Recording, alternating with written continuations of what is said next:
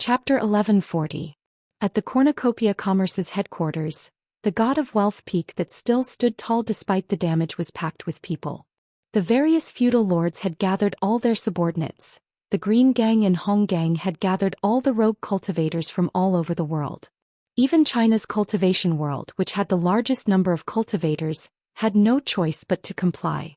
In a short time, over 1 million cultivators from all over the world had gathered here, an unprecedented grand occasion.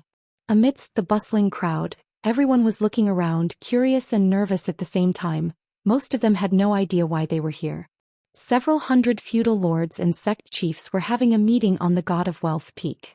Considering that some feudal lords only had a few hundred or dozens of people under them, while others had tens of thousands of people under them, and some sects of different sizes were also in the same situation, the merger and reorganization began.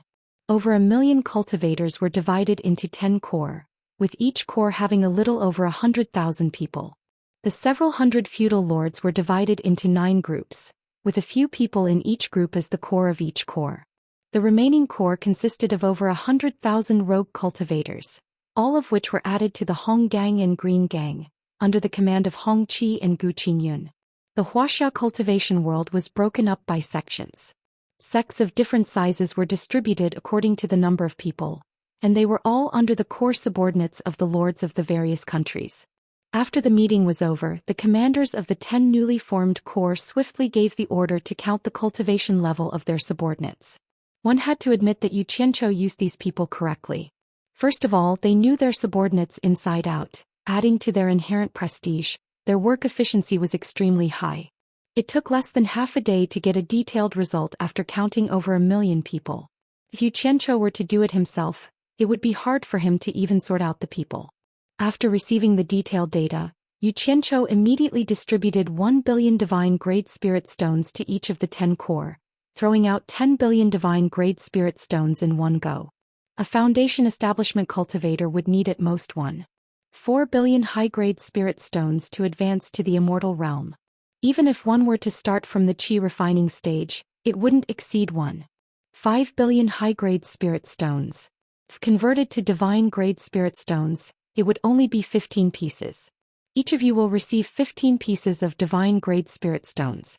An army of 100,000 people will at most cost a little over 1 million divine-grade spirit stones. The rest of the spirit stones will be used as management expenses. When he and Zhang Peng experimented on their subordinates in Utopia, he already had first-hand data on the consumption of spirit stones.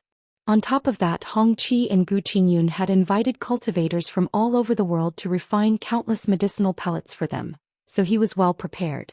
After distributing the spirit stones, Huang Xiaolong quickly distributed a large number of foundation establishment pellets, 7 treasures pellets, great restriction breaking pellets, marrow cleansing pellets, and immortal ascension pellets according to the statistics. When such a large batch of medicinal pellets was distributed, even the various feudal lords who had come to the immortal world to broaden their horizons were shocked. How many so-called spiritual herbs and immortal herbs were needed to refine them all? However, it was just a slight shock and it didn't matter in the blink of an eye. In any case, everyone was used to seeing Xianxia's remarkable abilities, and it wasn't the first time they had seen something so inconceivable. The method to consume the medicinal pellets was not a problem for the feudal lords who were experienced. They quickly took the items they received and went to make arrangements. Half a day later, the crowd at the foot of the God of Fortune peak sat down cross-legged. In an instant, the fragrance of various medicinal pellets filled the air, but the millions of people present were so quiet that one could hear a pin drop. In the following days, the sky above the God of Fortune peak was covered with dark clouds. It was as if thousands of thunderbolts were connected to the God of Fortune peak. There was an endless stream of experts who had forcibly raised their cultivation to the immortal realm flying up to the God of Fortune peak to forge their immortal bodies. There was also an endless stream of people who were overjoyed and successful flying down to the God of Fortune peak, willing to wait for arrangements. A month later, the entire cornucopia was empty. The millions of people had all disappeared, and everything that could be taken away from the World Commerce Chamber had been taken away. The wild beasts and birds in the mountains gradually became bolder and began to appear in this area. The empty houses became their safe nests to shelter from the wind and rain. The spiders also began to weave their webs on the doors and windows without worry. No one knew when the owner of this place would return. It was not only the cornucopia. In places that were difficult for mortals to reach, such as primeval forests, mountains and seas, or places that were shrouded in clouds and mist, there were places that were left empty in the eyes of mortals. There were no more immortals who could fly in the sky or burrow into the ground, and there were no more world-shocking magical powers. There were only richly ornamented buildings, jade palaces, and wonderful cave dwellings listening to the bleak wind. From then on, in the emptiness, they experienced fine winds and beautiful suns, drizzling rain, torrential rain, or heavy snowfall. Gradually they would decay until the day the entire world would be peaceful and tranquil. Within the ruins of God, when the Nanming ancestor learned that his disciples had arrived, he personally came to pick them up and bring them back to the Great Flame Mountain. The commanders of the armies had no objections to this. After all, the Great War was imminent and they had raised their cultivation. It would be bad if they did not have a suitable weapon. In the end, during a meeting of the commanders of the various armies, everyone agreed that it was not enough to just refine weapons. They should form another team that could refine pills to prevent the treatment of injuries during the war. Therefore, the people who were skilled in refining pills were transferred out from the various armies. When they found out that Guan Weiwu of the supporting Immortal Island had a past with Yu Qianchou, they were all sensible people, so they unanimously recommended Guan Weiwu to be in charge of refining pills. In this regard, Yu Qianchou did not express any objections. He mainly focused his energy on commanding the 10 armies in battle. When these guys gathered together to fight, even if they united, they would at most attack like a swarm of bees. They did not have the slightest military accomplishment to speak of. Among them, there were countless people who were crafty and deceitful. Even the commanders of the various armies did not have any military concept. They only knew that there were so many people under their command, and they were so excited that they rubbed their palms together. When they had nothing to do, they would ask Yu Qianchou when he could pull them out for a fight. This matter gave Yu Qianchou a headache, but it was not good to dampen their enthusiasm. However, if he allowed them to continue like this, they would sooner or later be taught a bloody lesson and suffer a great loss. After all, everyone's cultivation was not that high. No matter how many of them there were, they would not be able to fight against 1 or 2 experts. Therefore, Yu Qianchou had no choice but to organize the commanders of the various armies to watch a good show. Zhang Ping led the hero army and gave everyone a super valiant training. It was called obedience, invincibility, and invincibility. The power of team coordination was displayed to the fullest, and the commanders of the various armies were shocked. On top of a tall hill in the eastern Holy Land, several hundred people stood together and looked down at the nearly 10,000 heroic soldiers who had gathered together after their training. Their ranks were as neat as tofu, and a powerful killing intent lingered in the air above them. Several hours had passed, but not a single person moved a single finger. The commanders of the various armies looked down silently, and their expressions were very solemn. They all thought of the situation where their subordinates had gathered together. That could only be called gathering and not a formation. Not to mention the fact that the crowd was scattered and disorderly, all of them were standing unsteadily and looking left and right. When they gave orders, they had to rely on their profound cultivation and use the megaphone to shout wildly. Yet they had been so proud of themselves for being able to command so many people. However, look at the commander of the other armies. With just a gesture, they would fight wherever he pointed and absolutely obey orders. After a long period of silence, many people looked at each other in dismay. They all understood why Yu Qianchou had brought them here to watch. This group of prideful fellows understood the disparity between them. They had been led here by Yu Qianchou to be slapped in the face by reality. All of them were instantly ashamed, and they all realized the disparity in their ability to command. Everyone. Yu Qianchou, who was standing at the very front of the hill, finally spoke. He waved his hand and pointed at the orderly formation below. He sneered and said, "Don't be fooled by the fact that you have 1,000,000 subordinates. Do you believe that I only need these 10,000 people to defeat all of you? And this is under the condition that they are not fully equipped with the extraterrestrial metal armor. No, I'm wrong. Your subordinates can't be considered an army. They're just a motley crew." A gust of wind blew and everyone's long robes became messy. All of them silently agreed with what Yu Qianchou had said. After a long time, Yu Nantian, who was at the side, said in a weak voice, "Torture Master, you said it yourself. Our subordinates can't be considered an army. If we give them some time to train, they will naturally become something. Yu Qianqiu made a long "oh" sound. He turned around and looked at the crowd with a disapproving smile on his face. He said, "Then I'll wait and see. However, I see that you are dressed so elegantly. You don't look like someone who can train an army to conquer the world. You are good at seducing women. How about this? I have an idea. Zhou Xian of Womanland also has more women in her subordinates and some merged sections. Moreover, most of the people in your sector women.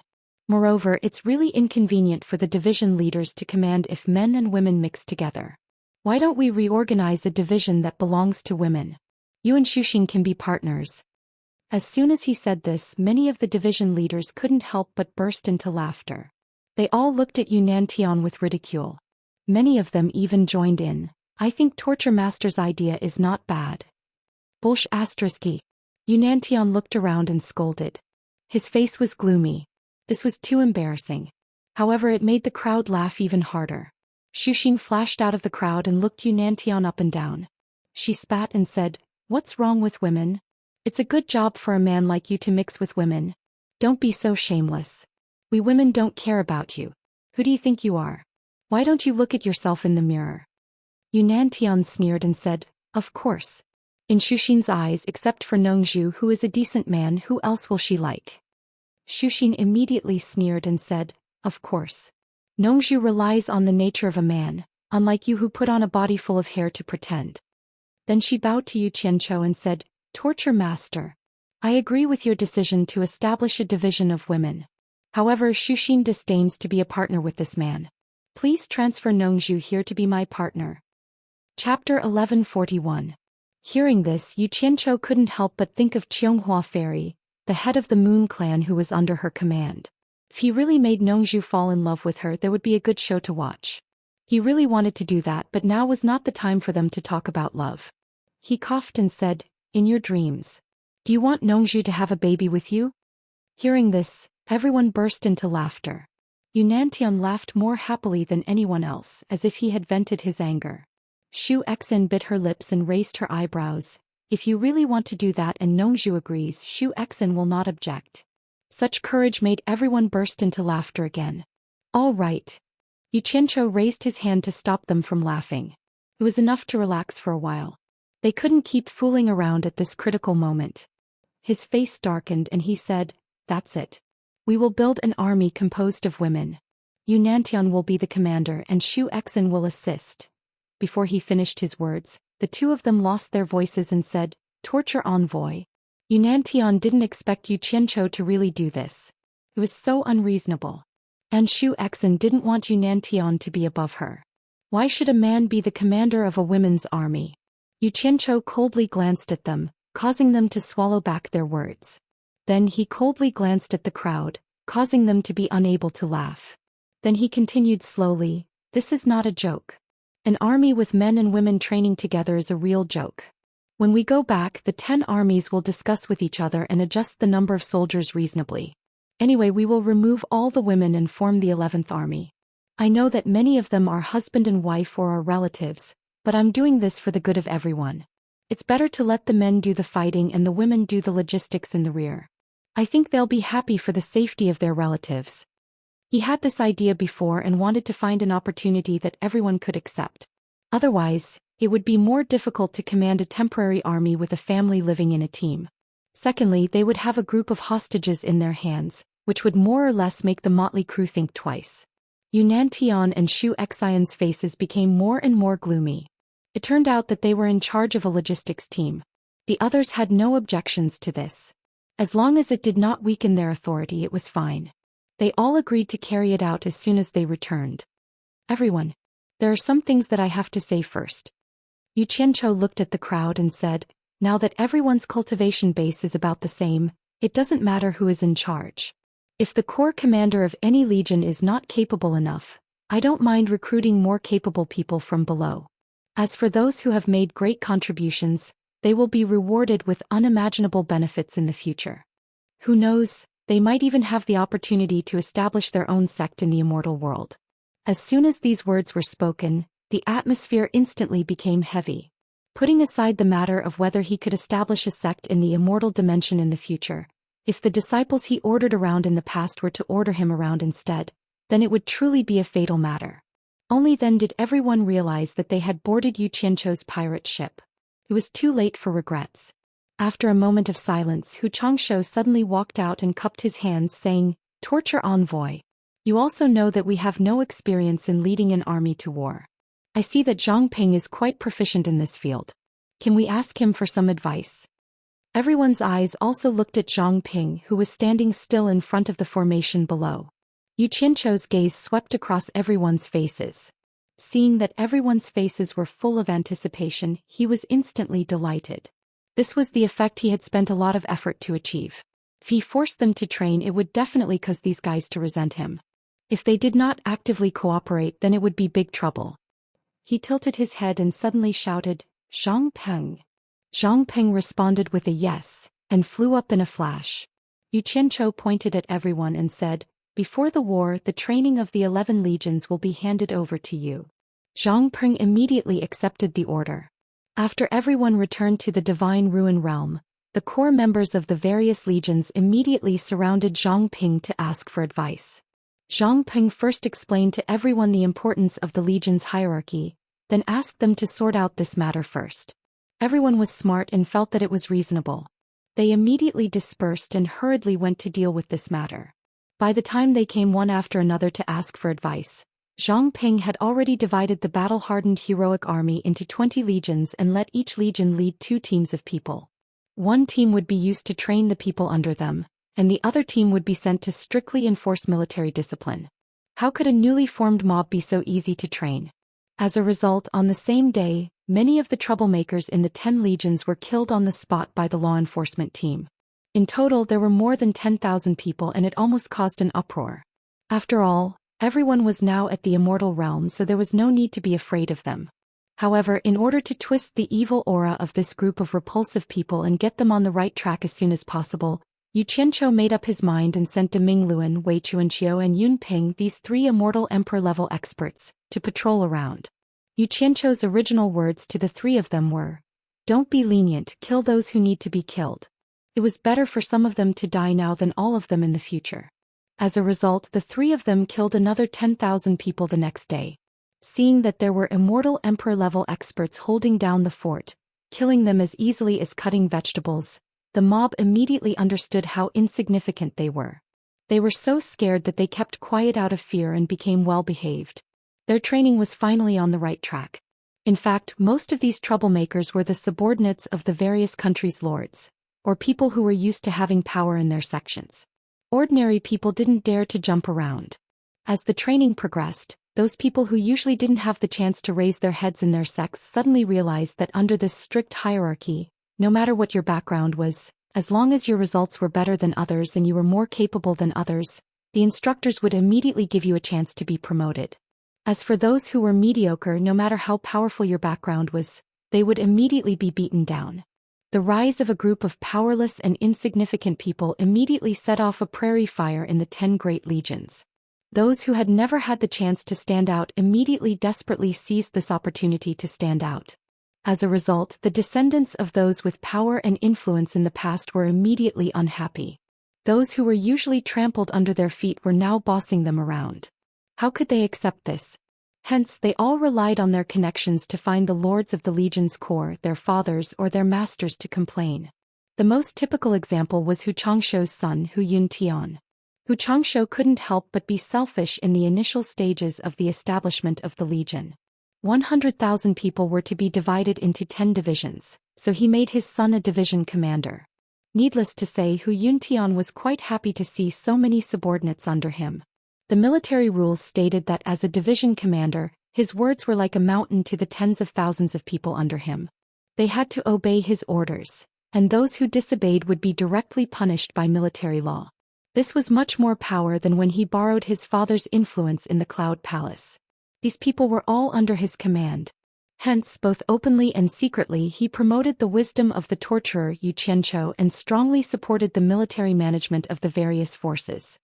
He also thought that since his father was the legion commander, It was only a matter of time before he was promoted from division commander to one of the 3 corps commanders.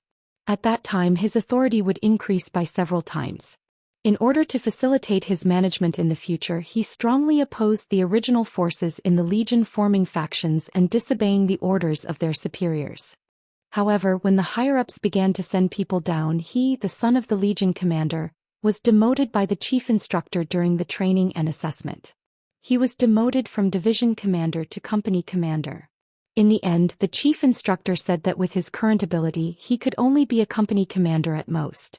Imagine going from commanding tens of thousands of people to commanding hundreds of people. The difference was 100 times. Zhou Xian was instantly furious, but he didn't dare to vent his anger on those heartless people. Hence he went to find Xianxia. In the end he was scolded by Xianxia. Xianxia said that his own position was in danger, so how could he have the time to care about him? After chasing his son away, Xianxia went to pester Zhang Ping to teach him military command experience. Similar things happened one after another in the early stages, but they received strong support from the majority of the people. After all, everyone had a chance to stand out. In just a few days, under the impact of the military system, the prestige system that the various sects and forces had maintained for hundreds or even thousands of years collapsed overnight. The various forces wanted to save the situation, but they couldn't. When they thought about it, they realized that Xianxia was too sinister. Helping him reorganize millions of people was definitely the stupidest thing to do. Otherwise, Xianxia would still need to rely on everyone. But now if they didn't listen, Xianxia could kick them out at any time. Moreover, they wouldn't have anything left. This was definitely a huge scam. However, in the face of the tide, those who went with the flow would prosper, while those who went against the flow would die. In addition, there was no turning back. This group of people wanted to cry but had no tears. They could only compete with everyone else. The 11th division was made up of women, and it was the division with the largest number of people among the 11 divisions. Originally, there were very few women compared to men, but because all the women were gathered together, there were a total of 150,000 women, which was more than half the number of men in the other divisions. Seeing that many grassroots disciples in the other legions had become officials, these women were greatly moved. An undercurrent was brewing like a raging storm. At first, Yunantian and Shu Exen didn't take it seriously. They could do whatever they wanted. After all, they were in the logistics department. So this group of women was like herding sheep wandering around aimlessly. When Yu Qianqiu started to cause trouble for these two people, he revealed that if they really didn't have the ability to lead this division, then they should be soldiers and let someone else lead them. Seeing that they were being serious, the two people panicked, especially Yunantian. How could he accept the fact that women were leading them? They immediately asked Zhang Ping for help. Seeing that other places were on the right track, Zhang Ping transferred a group of people from the law enforcement team to help them reorganize. Zhang Ping was indeed very busy. Not only did he have to take care of the entire base, he also had to give lessons to the division leaders who pestered him every day. After the great Ming Luan trio who were patrolling around understood the cause and effect of the entire matter, they were sincerely convinced of Yu Qianqiu's abilities for the first time. Such a large conspiracy had been carried out in such a secretive manner. Unexpectedly, no one had noticed anything fishy about it. His methods were truly capable of changing the weather with one turn of his hand. In such a short period of time, more than 1 million people were trained into obedience. They abandoned their original deep-rooted notions of power and quickly and willingly accepted his orders. Moreover, everyone was fighting to join him for fear of falling behind. How many people could have such ability? Chapter 1142. Since there were no more violations, De Ming Luan and the other two didn't need to patrol around anymore. On this day, when the three of them returned to the base, they passed by Furong and the other women and heard them grumbling, blaming Yu Qianqiu for not letting them participate in such a lively event. Especially Zi, she pouted and said to the women, "You are all beauties in his harem. It's fine if he keeps you in his harem, but why doesn't he let me do this and that? So boring." Wei Chuanqiu, who was passing by, couldn't help but chuckle and say, "Little girl, that brat must have his reasons for doing this. Just listen to him. Otherwise, hee. I finally learned something. That brat's methods are really powerful." The women looked at him in confusion. Zi was also familiar with him, so she immediately pestered him and asked with wide eyes, "What did the big liar do this time?" Hee. You're right, he is indeed a big liar. Wei Chuanqiu immediately analyzed the things that Yu Qianqiu had done recently to the women. First, they used the invasion of the demon realm to scare the lords of the various countries. Then they encouraged the lords to use their respective rallying powers to gather all the cultivators in one place. They raised everyone's cultivation to the immortal realm before bringing them back. Then he used his power to lure the feudal lords and the original forces to help him straighten out the millions of people. Then he tricked the feudal lords to watch a show, and made them take the initiative to ask for more training. Only then did Yu Qianqiu set up a set of design system for the millions of people. In the end, it didn't take long for the millions of people to completely change their views on sections. Everyone didn't take their original sects and feudal lords seriously, and only wanted to stand out and climb up under his system. Thus, in a short period of time, Yu Qianqiu completely won over the millions of people under his command. So many forces collapsed in the blink of an eye, and merged into Yu Qianqiu's force. Do you guys think that brat is a big liar? Do you guys think that brat is powerful? Wei Chuanqiu walked towards the depths of the base while shaking his head and sighing, powerful. How amazing. I've lived for so long, but this is the first time I've seen someone use such a strange method to control so many people. It's thousands of times more powerful than conquering people by force. If Jin Tai and Bai Qi had used this system in the immortal realm and the netherworld, they wouldn't have fallen to such a state. What they didn't know was that this was just their own analysis. To Yu Qianqiu, this was just going with the flow. Of course, there was no lack of scheming. However, from Yu Qianqiu's point of view, this system was just a system that had been perfected in his previous life. He had only roughly imitated it from his previous life. He had not designed it at all, and it was not as powerful and exaggerated as Wei Chuanqiu had described.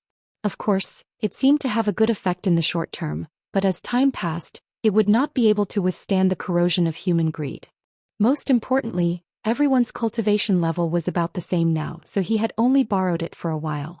He definitely did not think that it was as exaggerated as Wei Chuanqiu had described. However, for Furong and the others, after hearing Wei Chuanqiu's description, they felt as if they had seen a huge net that had been meticulously laid out step by step. It was like a monster that could devour the heavens and swallow 1,000,000 people in one gulp. Just thinking about it was too terrifying. They felt that Yu Qianqiu's schemes were too frightening. Immortal Crocodile and Ji Wu looked at each other, stunned by Wei Chuanqiu's analysis. Zi watched Wei Chuanqiu leave with her mouth wide open. After a long time she gulped and said, "Big liar, he deceived so many people at once. It's too scary."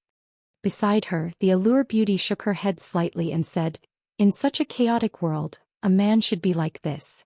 Otherwise, how can he achieve anything? This is not scary. It can only be said that his ability is something that others can't even beg for." Furong and the others also shook their heads to get rid of the terrible haze that Wei Chuanqiu had described in their minds, and then nodded in agreement with the Allure Beauty's words.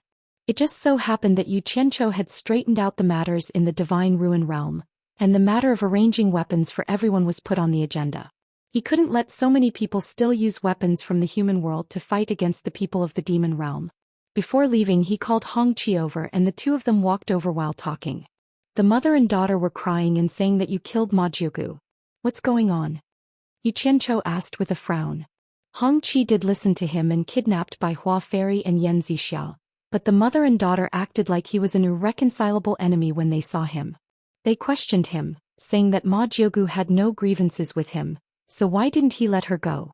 Yan Zixia was even more desperate to fight with him, but her cultivation was sealed so she couldn't hurt anyone.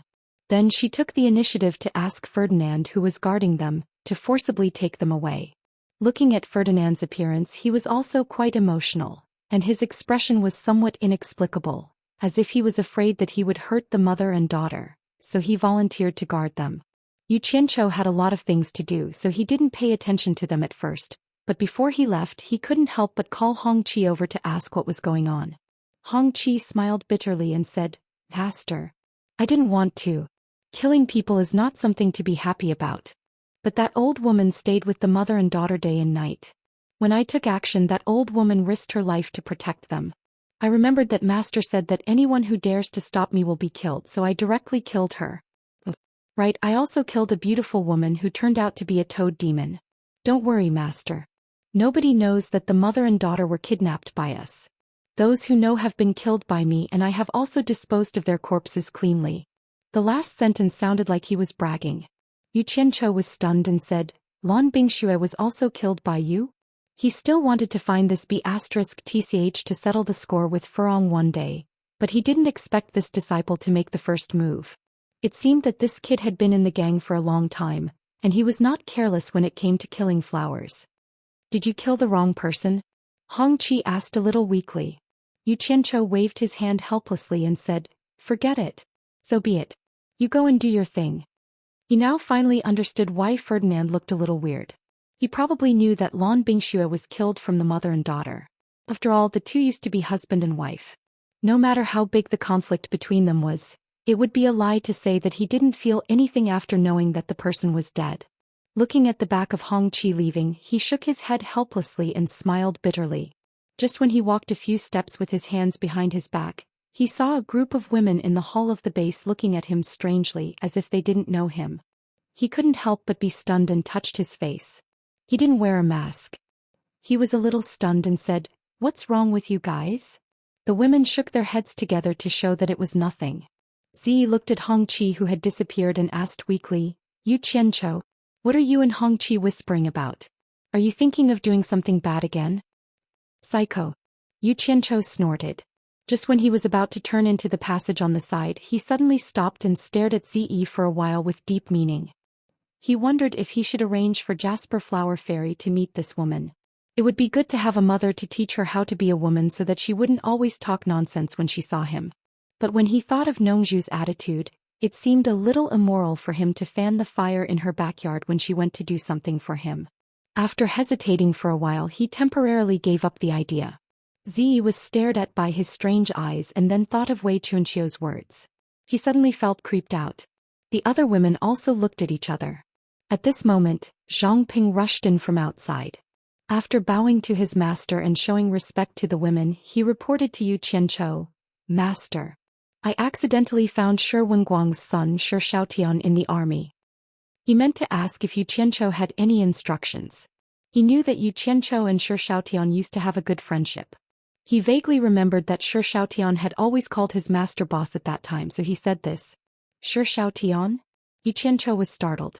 Only now did he remember that he hadn't seen this kid for many years and had almost forgotten about him. He couldn't help but click his tongue and said, Hong Qi and the others really plundered all the cultivators in the mortal world clean.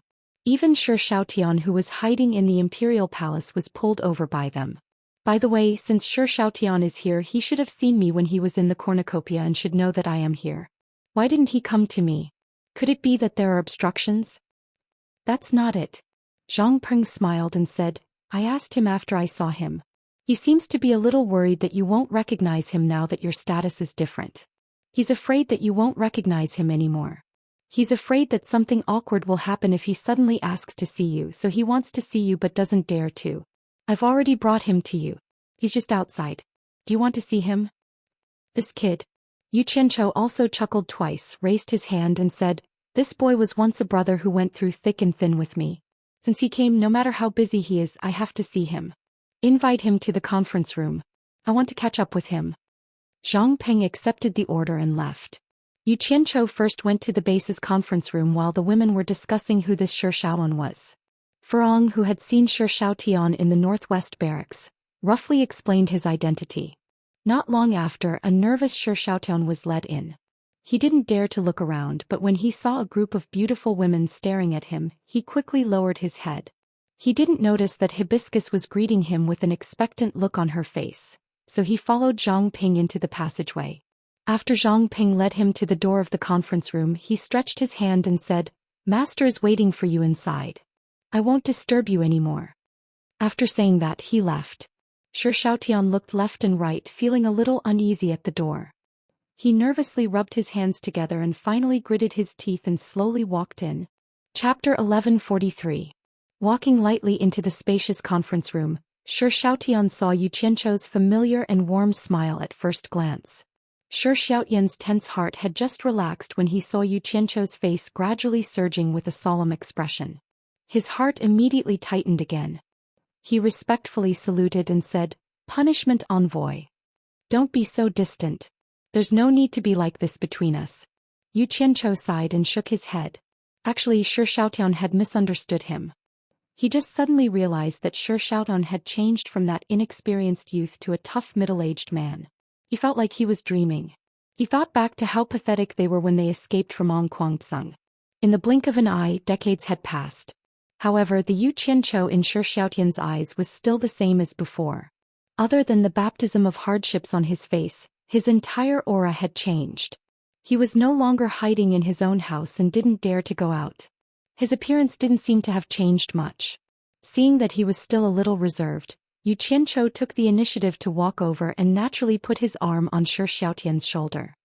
He chuckled and said, "Xiaon, I didn't expect a pretty boy like you to become so manly. It seems like you've seen many beauties in your family's palace." Although it was a teasing remark, such a familiar action immediately made Shi Xiaotian feel as if a heavy burden had been lifted off his shoulders. He realized that his boss was still the same boss and hadn't changed at all. Thus the big man instantly became teary-eyed. He turned around and grabbed Yu Qianzhou's arm and choked, "Boss? What are you crying for? You're disgusting." Yu Qianzhou pushed him away. He didn't expect Shi Xiaotian to still be that unlucky person who cried at the slightest provocation. He pulled a chair behind him and sat down. He looked at Shi Xiaotian like he was looking at a playboy and said, "What's going on? Since you saw me, why didn't you come to find me? Take a seat and tell me slowly." He hooked a chair with his leg. Shi Xiaotian felt a little embarrassed under his gaze. He rubbed his eyes, sat opposite him and told him the reason. It turned out that his current identity was already the state preceptor Yongzhen of the Wuxia Empire. After listening to Yu Qianzhou's words, he had never had much contact with the people of the cultivation world. However, when Yu Qianzhou ordered all the cultivators to gather at the cornucopia, he was a dignified state preceptor of the Wuxia Empire and could be considered a person with a little fame in the cultivation world. Naturally, Hong Gang and Qing Gang couldn't miss him when they summoned people. When he received the notice that it was Yu Qianzhou who gathered all the cultivators in the world, he was extremely excited and eagerly ran to the gathering. When he arrived at the cornucopia, he saw millions of cultivators, among which there were even many experts. However, these people all worshipped Yu Qianzhou. He immediately understood that Yu Qianzhou was now the ruler of the world. Although he was some state preceptor, he didn't even have the qualifications to speak to Yu Qianzhou.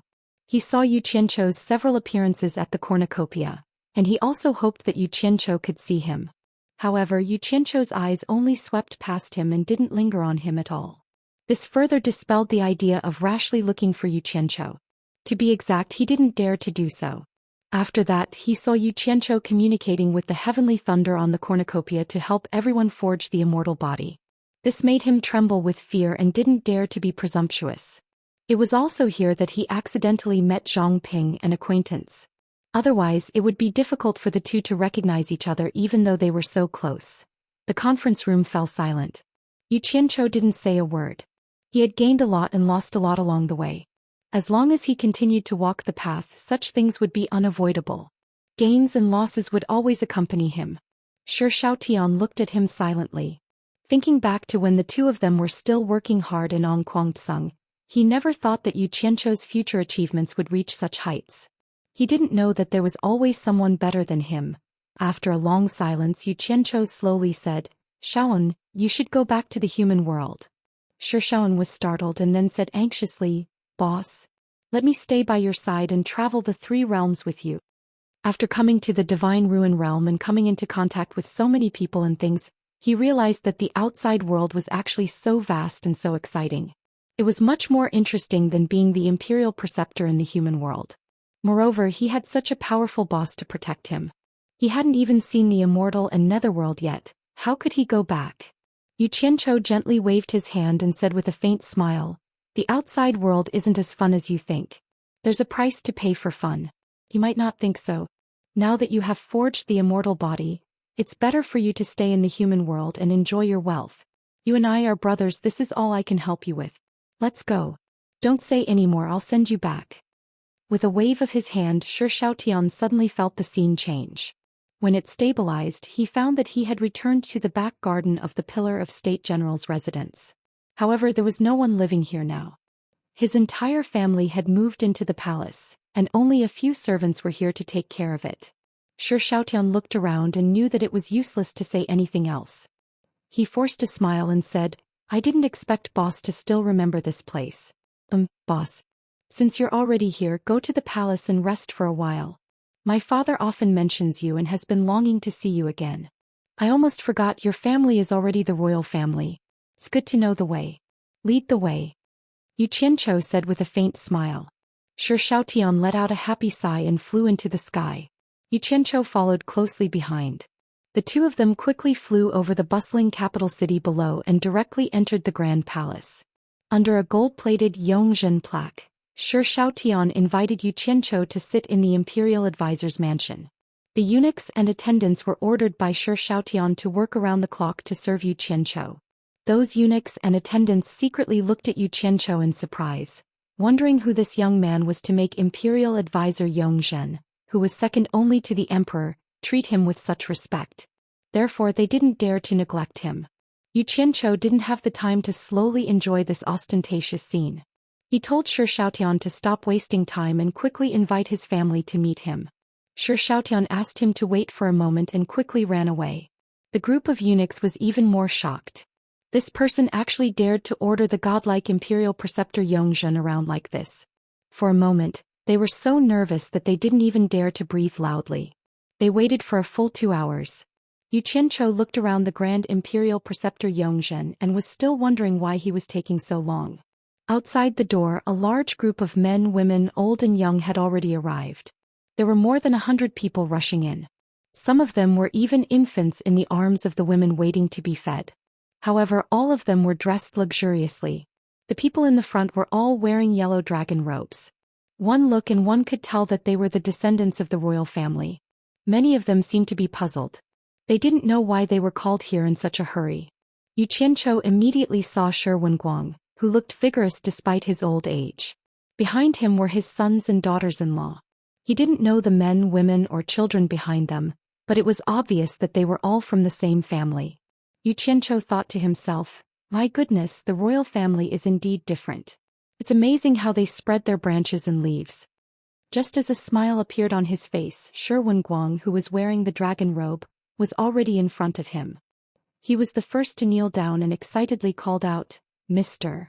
Regardless of whether they knew what was going on or not, when they saw the emperor kneeling down, they immediately followed suit in fear and called out, Mr.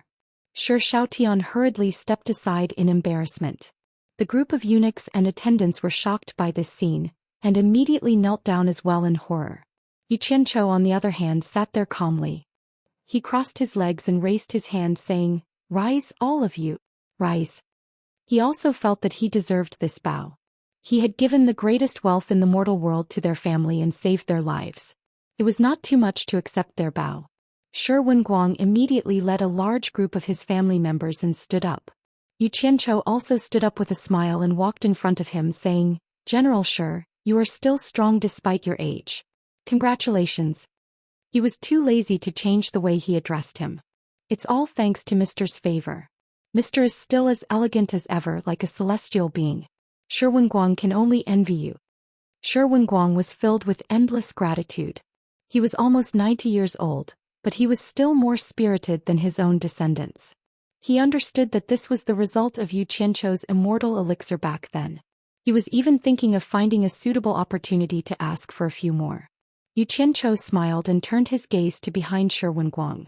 There were 4 familiar faces who were used to a good life and had already changed their figures. There were 2 old men who were close to the end of their lives and 2 graceful women. He pointed at them one by one and said with a smile, Shi Yu and Shi Yintian Bao Wanshi Sidu Hui. Did I remember correctly? Greetings, Mr. The 4 people who were called out were pleasantly surprised and hurriedly came forward to salute. When the 2 women saw that the man who had some entanglements with them in the past was still as young as before, their eyes couldn't help but shine with admiration. Among them, Shi Yutian was even more excited. He had always been interested in becoming an immortal. Back then he thought that Yu Qianqiu was a celestial being and had always wanted to follow him to cultivate. Now that he saw Yu Qianqiu's youthful appearance, he couldn't help but feel his heart itch. Where's Madame Li? Yu Qianchou glanced at the crowd and didn't see the mistress of the house, Li Hongyang. As soon as he said this, the atmosphere suddenly became heavy. Xianxia explained in a low voice, "Mr. Mother passed away 5 years ago."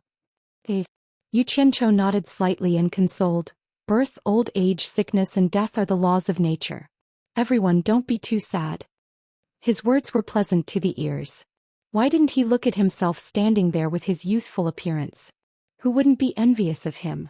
Moreover, Shirwenguang had lived a long life because of him. Once a person reached the peak of riches and honor, he would naturally desire longevity. Shi Yutian suddenly thought of something and hurriedly called out a group of juniors from the crowd to greet Yu Qianchou. He even pulled their faces in front of Yu Qianchou, as if he wanted Yu Qianchou to take a closer look at them. In the end, the second son's daughter-in-law was also enlightened. She also pulled out her juniors for a walk. Yu Qianchou glanced at the anxious Shi Yutian. He could see that this guy still hadn't changed. He didn't have the aptitude to cultivate, and he placed all his hopes on the juniors. Even the second son's daughter-in-law was infected. Chapter 1144. Not to mention that he didn't have the time. Even if he did, he wouldn't take away such a large group of cultivators in the human world and cultivate a new group for the royal family. He didn't want to embarrass Shi Xiaotian, so he perfunctorily told the group of princes, grandsons and princesses that the people should be the foundation. He also emphasized that if he found anyone who bullied the people in the future, he would personally deal with them sooner or later. After scaring the group of juniors into submission, Yu Qianchou used the excuse that he was tired and drove all of them away.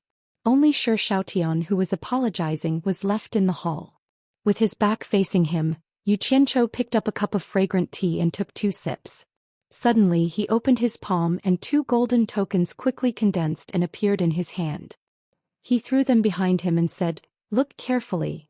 Shi Xiaotian took the 2 tokens and looked at them carefully. There were 2 sides, one was engraved with the word order, and the other was engraved with the word country guardian. The surrounding decorations were all kinds of lifelike birds and beasts. The 2 tokens were exactly the same. After looking at them, he asked in confusion, "Boss, is this for me?" Yu Qianchou put down the teacup in his hand and took back one of the tokens. He shook it and said, "You can use this token as a keepsake in the future. I'll give one to you and I'll give the other to someone else. If one day someone comes to find you with this token, try to help them in a discreet way. You can only help them 3 times at most. After 3 times you can take back this token." Shi Xiaotian nodded and said, "I'll remember." Yu Qianchou put away the token and said indifferently, "There's one more thing I want to tell you. I've always hoped that the human world will be the human world, and that the grievances between mortals don't need to be interfered with by others. This is also one of the reasons why I drove all the cultivators in the human world away. Next, if possible, I'll get rid of all the demons and ghosts in the human world so that the human world can be peaceful and fair. But I left you, a person who has already forged an immortal body in the human world. I hope you understand my good intentions, and I also hope that you are worthy of the 2 words eternal suppression on this token that I gave you. After my wish is fulfilled, I hope that you can forever guard the peace of the human world, and not let any demons or ghosts in this world extend their hands into the human world." Shi Xiaotian didn't expect Yu Qianchou to entrust the entire human world to him. In the midst of his excitement, he found that Yu Qianchou had already disappeared. In a small town with simple folk customs in Wuxia, Yu Qianchou quietly appeared in a luxurious mansion. He looked around and found that it was very different from when he left. On the basis of the old mansion, many nearby residences had been annexed. The old mansion still looked the same, but the new mansion with richly ornamented beams and painted rafters clearly showed the rich identity of the owner. Yu Qianchou frowned and slowly strolled into the colorful garden. This was the place where he resettled his family. After seeing Shi Xiaotian's family in the palace, he thought of his own home, so he decided to come and have a look. As a result, he saw a rich family. A few servants in the garden saw a stranger suddenly strolling in. From his clothes, he didn't look like someone important. They were about to question him, but they found that this person had an extraordinary aura as he strolled in the garden. He didn't look like an ordinary person, so they obediently shut their mouths. Not long after, a middle-aged man who looked like a housekeeper rushed over. He looked at Yu Qianchou, then cupped his hands and smiled apologetically. "I'm the housekeeper of the Yu mansion. May I ask which new guest has come? Why haven't I seen you before?" It was still the Yu mansion. Yu Qianqiu indifferently said, "Tell Yu Wuqiu to come see me. Our master is in the reception hall discussing business with a guest. Please wait for a moment, I'll go inform him." The housekeeper nodded and bowed before running away. He had wanted to find out who the other party was. Why would someone suddenly appear? Even he, the housekeeper, did not know who this person was. However, when he thought about how there were people guarding the front and back doors, as well as the fact that there were also guards guarding the house, ordinary people would not be able to barge in. Hearing the other party's tone, he did not dare to be negligent. Not long after the housekeeper left, a fat man barged into the garden. He looked to be about 17 or 18 years old, but he was followed by 4 or 5 hedonistic sons of similar age. They walked in carelessly without a care for anyone else. A servant girl passing by bowed in surprise and called out, "Eldest young master." However, the eldest young master's scoundrel friends took advantage of her. She felt so wronged that she bit her lip and wanted to cry, but she did not dare to say anything. "Eldest young master?" Yu Qianqiu raised an eyebrow as he looked at the fat man. He thought to himself, could this be my nephew? His gaze gradually turned cold as he walked to the center of the road with his hands behind his back. He stared coldly at the few hedonistic sons who had barged in. When the hedonistic sons saw that someone was blocking their way, they looked at each other and stopped. The fat man looked at Yu Qianqiu with uncertainty. He could not figure out where this person had come from. He actually dared to block the eldest young master's way in his own home. Yu Qianqiu could tell that although this fat man was a hedonistic son, he was also a shrewd person. He had learned to read people's expressions at such a young age. "I am the eldest young master of the Yu residence. May I know who you are, and why are you blocking our way in the inner garden of my house?" The fat man cupped his chubby hands and asked. Yu Qianqiu said calmly, "I do not know the eldest young master of the Yu residence. I just happened to pass by the back door and saw that it was open. I wanted to come in and ask for a cup of water." The hedonistic sons were stunned. This was the first time they had encountered something like this. The fat man was even more suspicious. There were people guarding the front and back doors of his house. It did not seem like it was that easy to enter. At this moment, the housekeeper hurriedly ran back. He first bowed to the fat man, then smiled apologetically at the hedonistic sons who addressed him as Young Master Li and Young Master Zhang. Finally, he walked up to Yu Qianqiu and said in a deep voice, "Who are you? My master said that there are no new guests in the house." "You do not have the right to know who I am." Yu Qianqiu looked out of the garden and chuckled coldly. "It seems that I cannot invite him. You really are trespassing on private property. Yu Yiwu, trespassing on private property can be reported to the authorities." "What authorities? Just beat him out of here." The group of hedonistic sons began to fan the flames. The fat man's expression immediately became twisted. He took a few steps forward and grabbed Yu Qianqiu's collar. However, he found that he could not move it at all. Before he could say anything, he saw Yu Qianqiu give him a slap at lightning speed. Pop! The fat man's body flew into the air. He had probably never flown so happily in his entire life. He directly crashed into the nursery garden a few meters away. The disorderly flowering shrubs immediately let out a miserable howl that sounded like a pig being slaughtered. Yu Qianqiu laughed coldly. It was already not bad that he could still scream. If it was not for the fact that he was his nephew, he would have taken his life on the spot. "You dare to hit someone? Let's go together." The group of hedonistic sons were very united. With a shout, they immediately rushed forward shoulder to shoulder. In the end, there was a series of paw-paw sounds. Figures flew everywhere. The nursery garden was filled with miserable howls that sounded like pigs being slaughtered. Just as the housekeeper went to help the eldest young master up, he saw the eldest young master, whose face was swollen like a pig's head, yell indistinctly, "Guards! Guards! Where the hell did everyone go?" Actually, there was no need for him to shout. A group of household servants who were guarding the house had already rushed over with their weapons. The eldest young master pointed with his finger and yelled indistinctly, "Beat him to death. I will take responsibility for beating him to death." The group of household servants immediately rushed forward, yelling and beating him with sticks like rain. Who knew that as soon as they rushed forward, a group of people would be sent flying. One by one they lay on the ground. Ouch ouch ouch. They didn't even see how Yu Qianqiu made his move and they couldn't get up. The rest of the people were shocked and didn't dare to approach.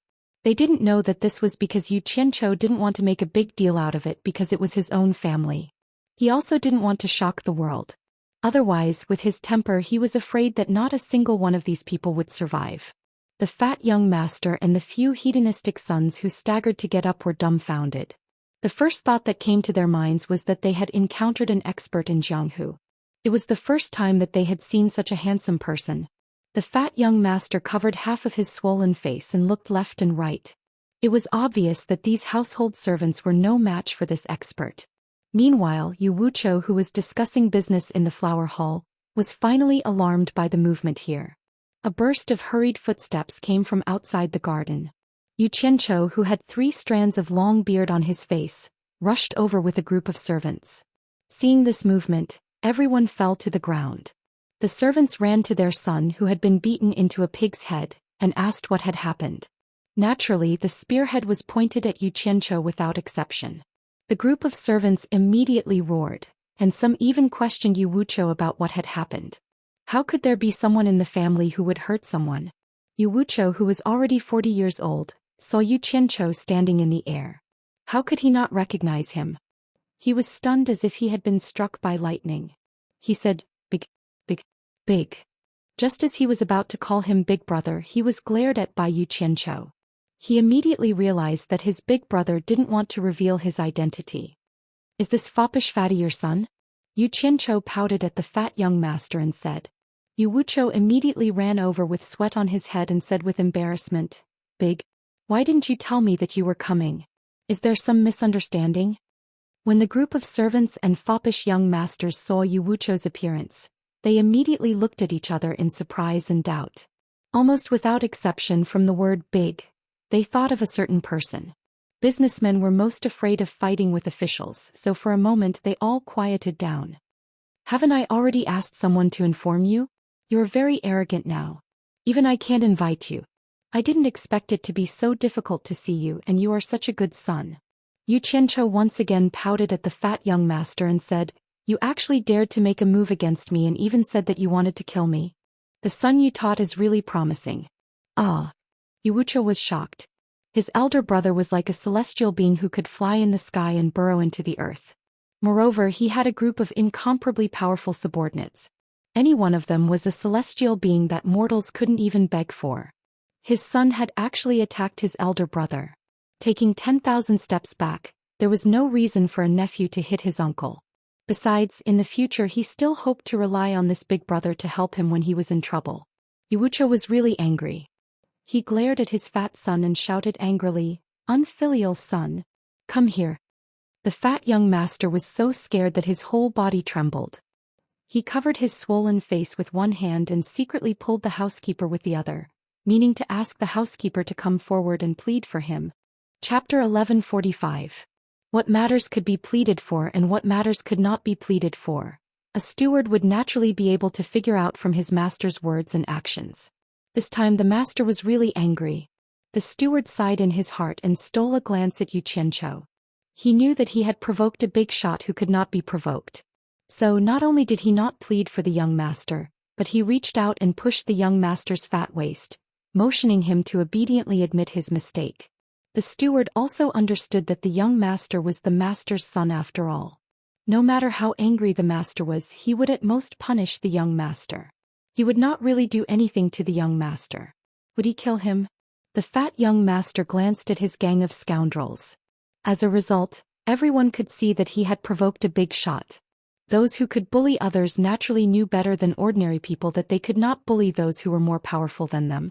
So they all showed a look of "Brother, you're on your own. Unfilial son. You dare to disobey my words?" Wuxia roared again. His face was distorted with anger. The fat young master trembled with fear. In addition, the steward beside him gently pushed him. He finally covered the left side of his swollen face, trembling with fear, and weakly called out, "Father. I'll beat you to death, you unfilial son." Without saying anything, Wuxia also slapped him. With a slap, the fat young master staggered and a bright red palm print appeared on the right side of his face. But compared to Xianxia's slap, it was naturally much better. He did not fly up. He could still bear this little pain. "Kneel." Yu Wuchou pointed in front of Yu Qianchou's feet. He wanted his son to kneel and apologize to his elder brother. What a joke. Yu Wuchou knew better than anyone that his son had suffered a little grievance. As long as his elder brother could forgive him, the benefits in the future would be unimaginable. If he really offended his elder brother, it would be too late for regrets. The group of outsiders became even more bewildered, and they were certain that Yu Qianchou was some great figure. Otherwise, Yu Wuchou wouldn't have believed that it was his son's fault without even asking whether it was right or wrong. Those who were more quick-witted turned around and slapped their own sons, baffling them. Then they grabbed their confused sons by the ears and dragged them to Yu Qianchou's side. They kicked the back of his knees and forced him to kneel down. Only then did they cup their hands to Yu Qianchou and said, "A great man does not remember the mistakes of a lowly man. My son has offended you, please forgive him." When he took the lead, the others thought that he had recognized who it was, and in the end they all followed suit. A series of slapping sounds rang out, and the group of good-for-nothings were all dragged over to kneel and apologize, causing the two brothers, Yu Qianchou and Yu Wuchou, to be stunned. The fat young master was immediately dumbfounded. He did not need his father to yell again. Without saying he knelt, kneeled and knelt, said, He not. Lord. Yu Qianchou suddenly understood. This group of rich landlords thought he was an official. He was too lazy to argue with these mortals. However, he made up his mind to punish the people in his family. He pointed at the fat young master and said, "You, come here." The fat young master secretly glanced at his father. Seeing that his father was about to kick, he quickly got up and slowly moved over. "Which hand hit me just now?" Yu Qianchou said indifferently, "Take it out and let me see." Yu Wuchou's pupils constricted and he suddenly had a bad feeling. He'd witnessed his big brother's decisiveness in killing. Even though he was young all those years ago, he'd personally witnessed his big brother cleansing an entire stronghold of bandits with blood, and that scene was deeply engraved in his mind. Then he saw his son weakly stretch out a fat hand. Yu Wuchou suddenly felt his throat go dry. He wanted to say something but he could not. Ah! A mournful howl echoed throughout the Yu mansion. The fat young master was already kneeling on the ground. He opened his mouth and let out a dry howl. His face was deathly pale. Yu Qianchou had pinched his palm, and his entire right palm had already been crushed into a bloody pulp. Blood spurted out and splashed onto his friends on both sides. The group of foppish playboys were so frightened that they collapsed to the ground. Their faces turned pale in an instant. The group of rich landlords were also frightened to the point of trembling. They hurriedly dragged their sons away, afraid that they would also be killed. Yu Wuchou looked at his big brother with a pale face. His son fainted on the ground. Yu Wuchou's heart felt like it was being cut by a knife. This was his son. How could his big brother be so cruel?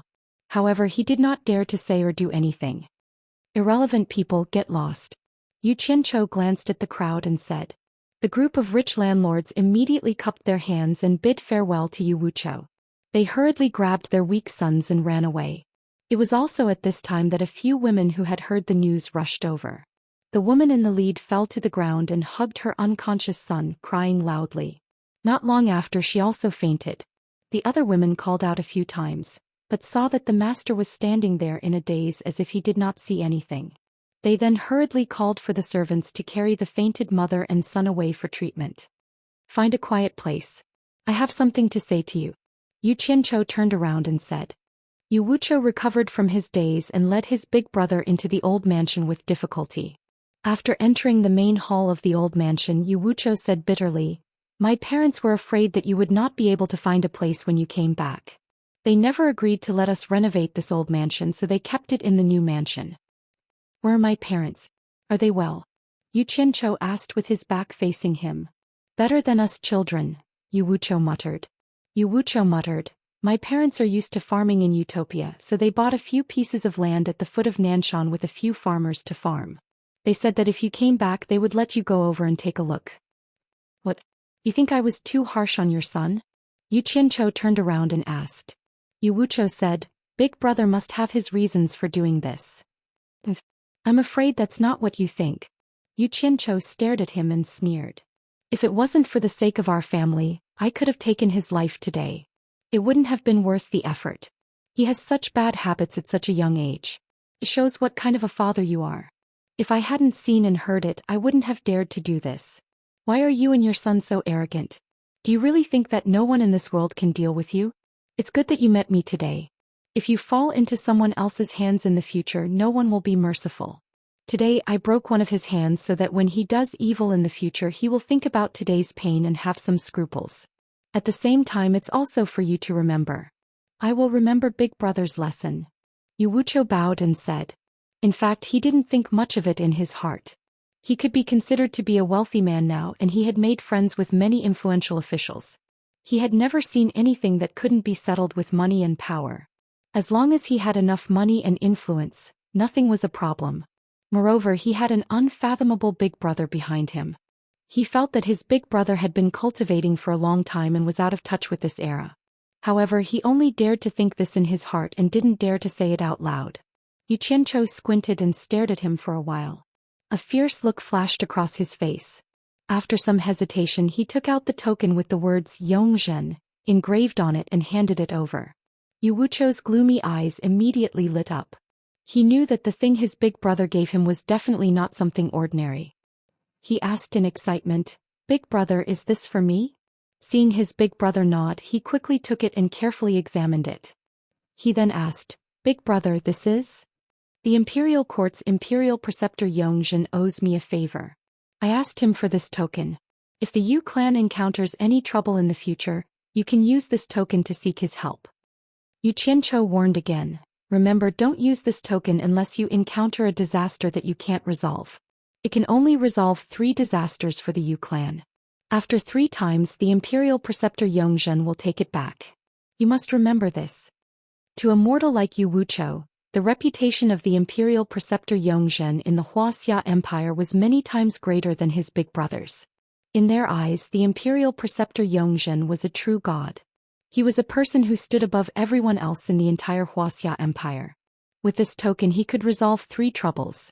This was no different from the 3 death exemption tokens given by the Imperial Preceptor Zhou Xian. Wuxia held the token as if it was a priceless treasure. He said excitedly, I know. I heard that the reason why the current emperor was able to conquer this world was because of the Imperial Preceptor Zhou Xian's ability to cast beams to form soldiers. I've also heard from some merchants that the Imperial Preceptor Zhou Xian doesn't easily interfere with the affairs of the Imperial Court. However, if he were to speak, he could even decide the next successor to the throne. Big brother, you have such a precious thing for me instead of keeping it for yourself. Can be seen that you still have our Yu clan in your heart. I was thinking too much just now. Little brother apologizes to big brother. As he spoke, he held the token and bowed deeply 3 times. Xianxia was speechless. He didn't expect that the crying Xianxia in front of him would have such a great reputation in the secular world. His Shi clan's world was actually obtained by Xianxia's casting beams to form soldiers. Then what did he spend so much effort for? However, it made sense. Given Xianxia's status in the Shi clan, he could really decide the successor to the throne. If Xianxia objected, it would be useless no matter who in the Shi clan objected. Looking at this little brother of his who smelled like a commoner, Xianxia sighed in his heart. He didn't say anything else. It was indeed not good for him to meddle too much in the affairs of the secular world. Otherwise, how could he convince the masses?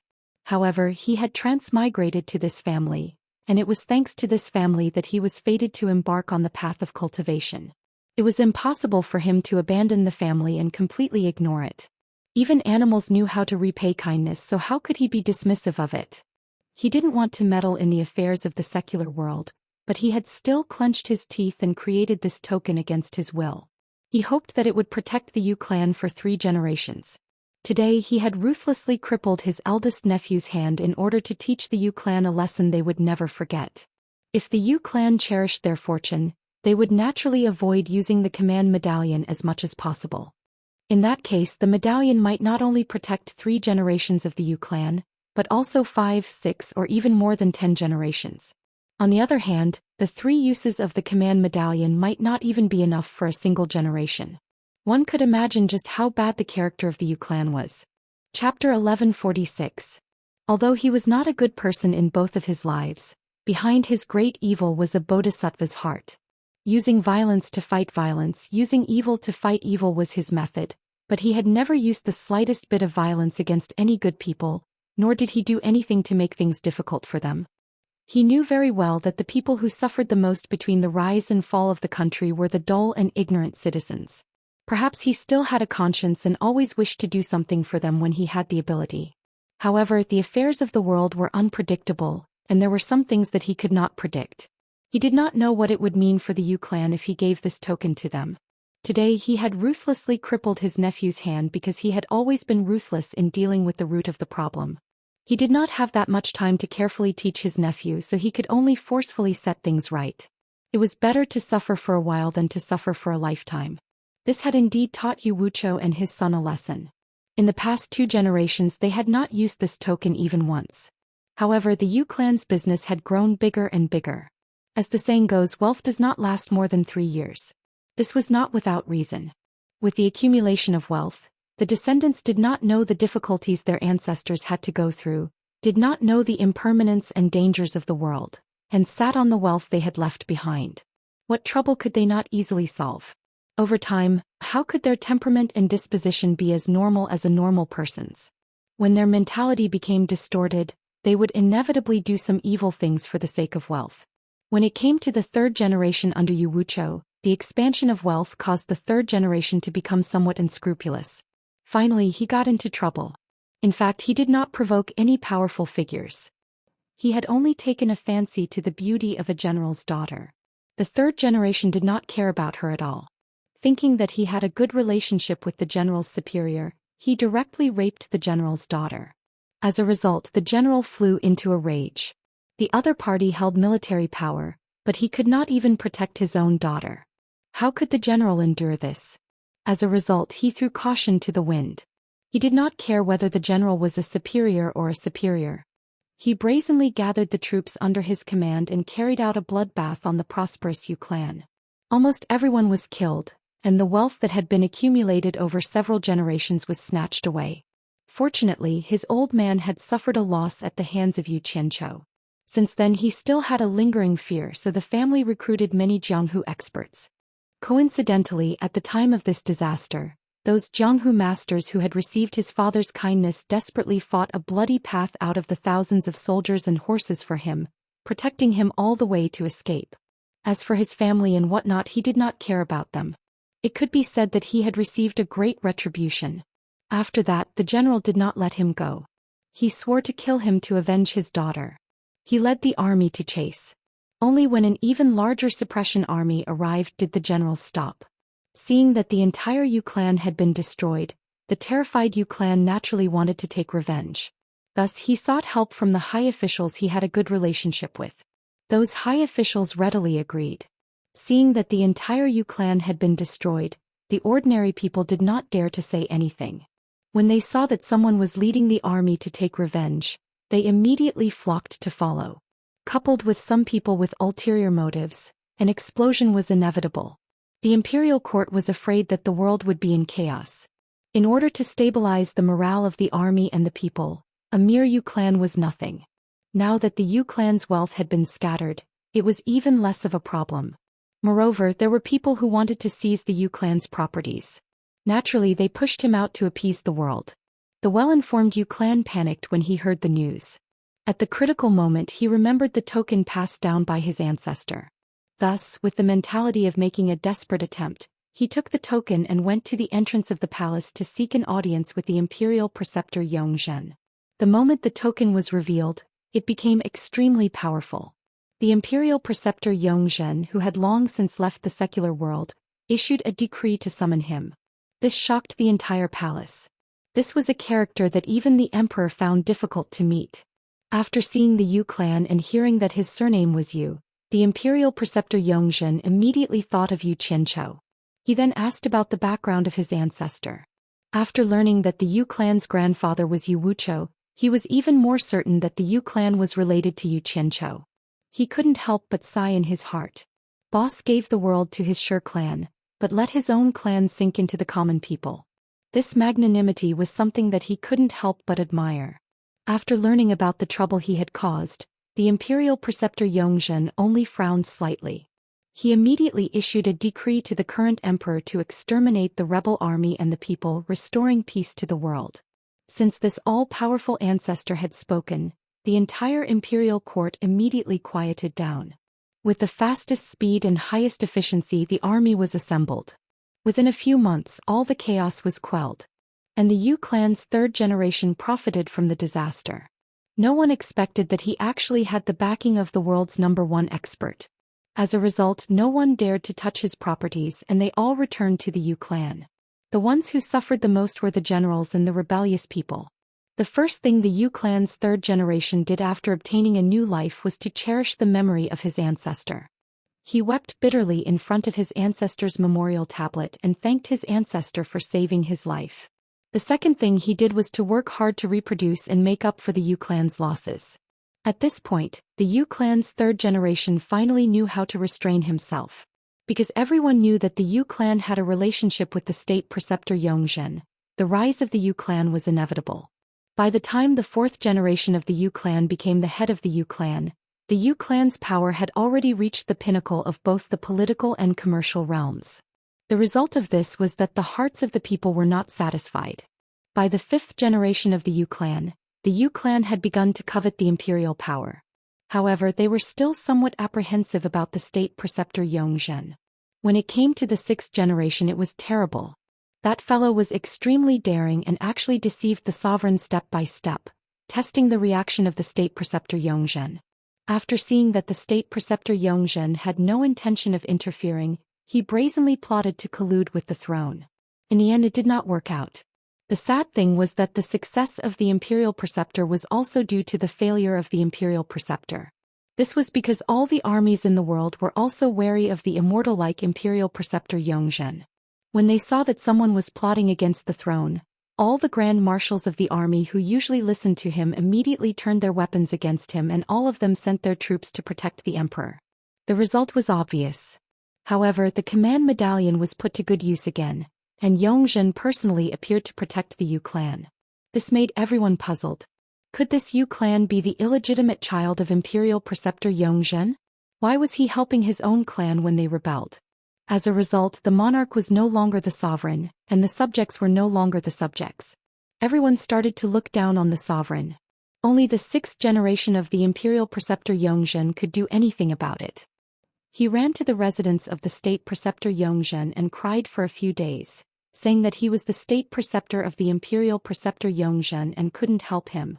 As a result, the state preceptor Xianxia became gloomy. How could the descendant of this boss endlessly torment him? In the end, the state preceptor Xianxia made up his mind and summoned the sixth generation of the imperial preceptor Xianxia. He asked him, "If you want to sit on the throne, then say that I promised your ancestor to help your Yu clan 3 times. If you want to sit on the throne, then I will help you 3 times and fulfill my promise. However, you will have to return the command medallion to me. This is the only price you have to pay. Think about it carefully and stop tormenting yourself endlessly. If you continue tormenting yourself, then the world will fall into chaos." As a result, the sixth generation of the imperial preceptor Xianxia bashfully expressed that he indeed had that intention. He was afraid that the state preceptor Xianxia wouldn't agree and was too embarrassed to say it out loud. The state preceptor Xianxia immediately felt a toothache. As expected of the descendant of the imperial preceptor Xianxia, his shamelessness was quite similar to that of the imperial preceptor Xianxia. As a result, he took back the command medallion and personally dealt with this matter. He called the emperor over and bluntly said, "The Shi clan's empire was actually gifted to us by the Yu clan's ancestor. My current achievements are also thanks to the Yu clan's ancestor. Now that their descendant wants us to repay this debt, we cannot refuse to pay it back. Otherwise, I won't be able to explain it to his ancestor. Prepare to abdicate, I will give you a good home." Just like that, the Yu clan finally fell into the hands of the sixth generation of the imperial preceptor Yu and successfully took control of the entire Wuxia empire without bloodshed. The first thing the sixth generation of the imperial preceptor Yu did was the same as the third generation of the imperial preceptor Yu. However, he brought a group of descendants to kneel in front of the ancestral tablets and cried bitterly, thanking the ancestors for their great kindness. After going through all the ancestral tablets, one would realize that Yu Qianzhou's name was nowhere to be seen. There was nothing to do with Yu Qianzhou. Meanwhile, Imperial Preceptor Xian gathered all the descendants of the Shi clan together. There were tens of thousands of them, and they were all brought to the Eastern Holy Land to start a new life there. After fulfilling the 3 promises, Imperial Preceptor Xian actually heaved a sigh of relief. All these years he had been bound by the 3 promises on the command medallion.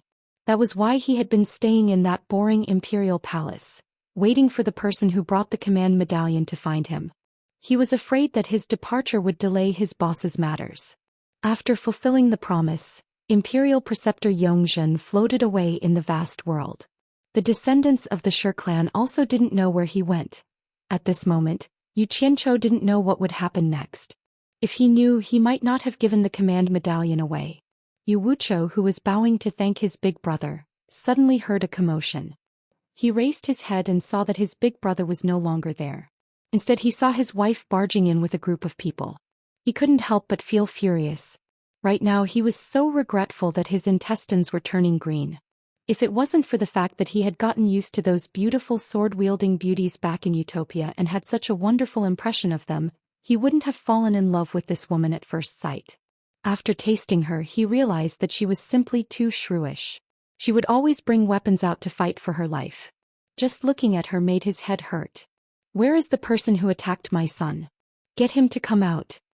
The shrewd woman who barged in with a sword roared angrily. With a wave of her hand, a group of servants who were also holding weapons started searching for the person in the old residence. "Pa!" Wuxia walked over and gave her a slap.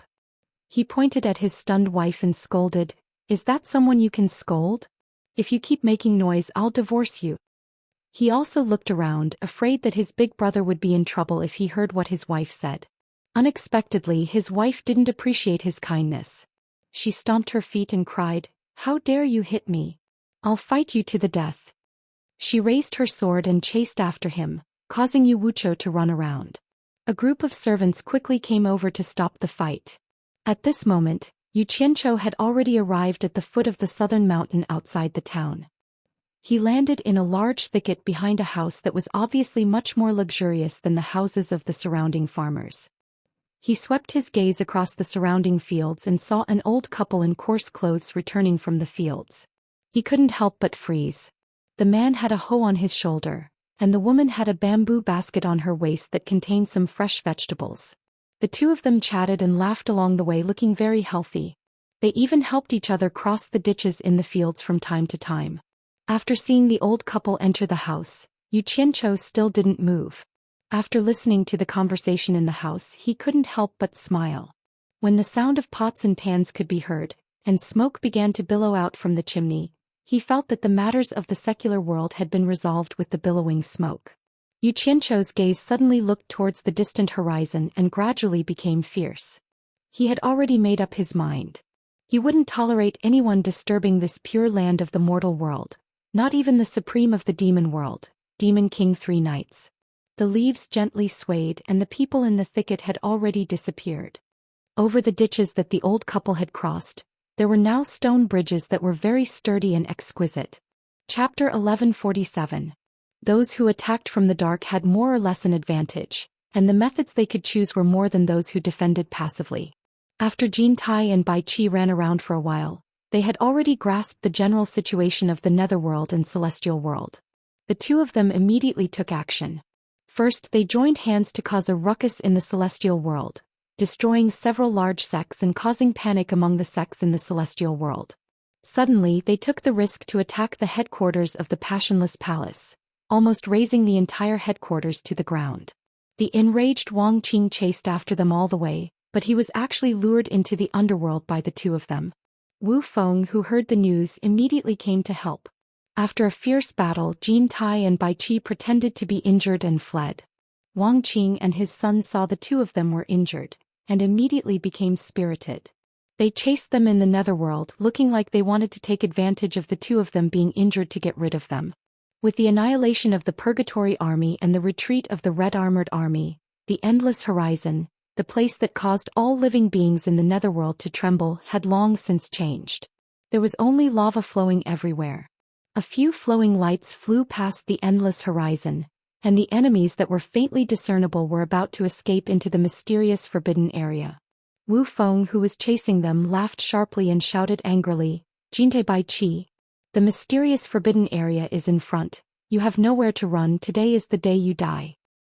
"The day we die." Jintai's wild laughter came from afar.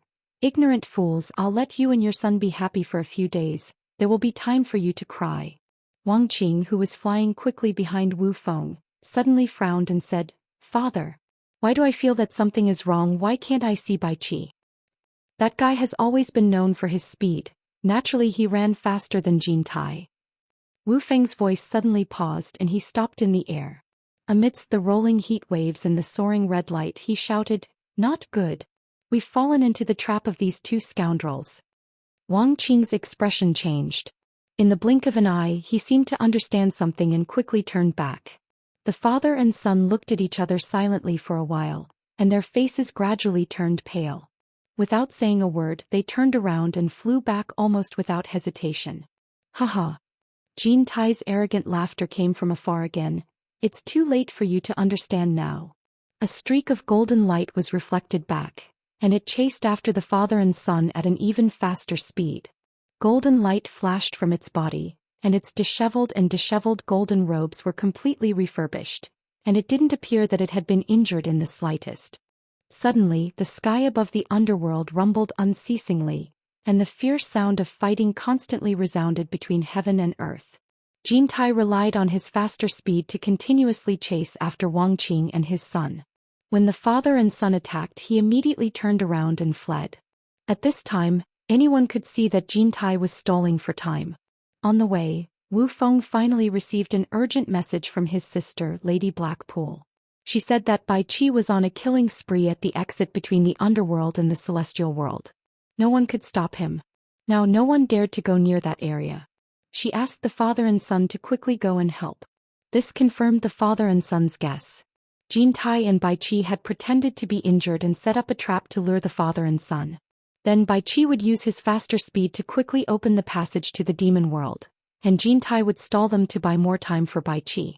However, what the father and son could not understand was that since Bai Qi had already reached the exit between the two realms, why didn't he hurry to open the passage to the demon world? Why was he wasting time by killing people at the exit? With Bai Qi's cultivation, if the father and son were stalled here, who could stop Bai Qi from opening the passage to the demon world? Once he thought of this, he didn't have time to think about anything else. He used all his strength to defeat Queen Jean and immediately said anxiously, "Father, every passage to the demon world is blocked by many formations.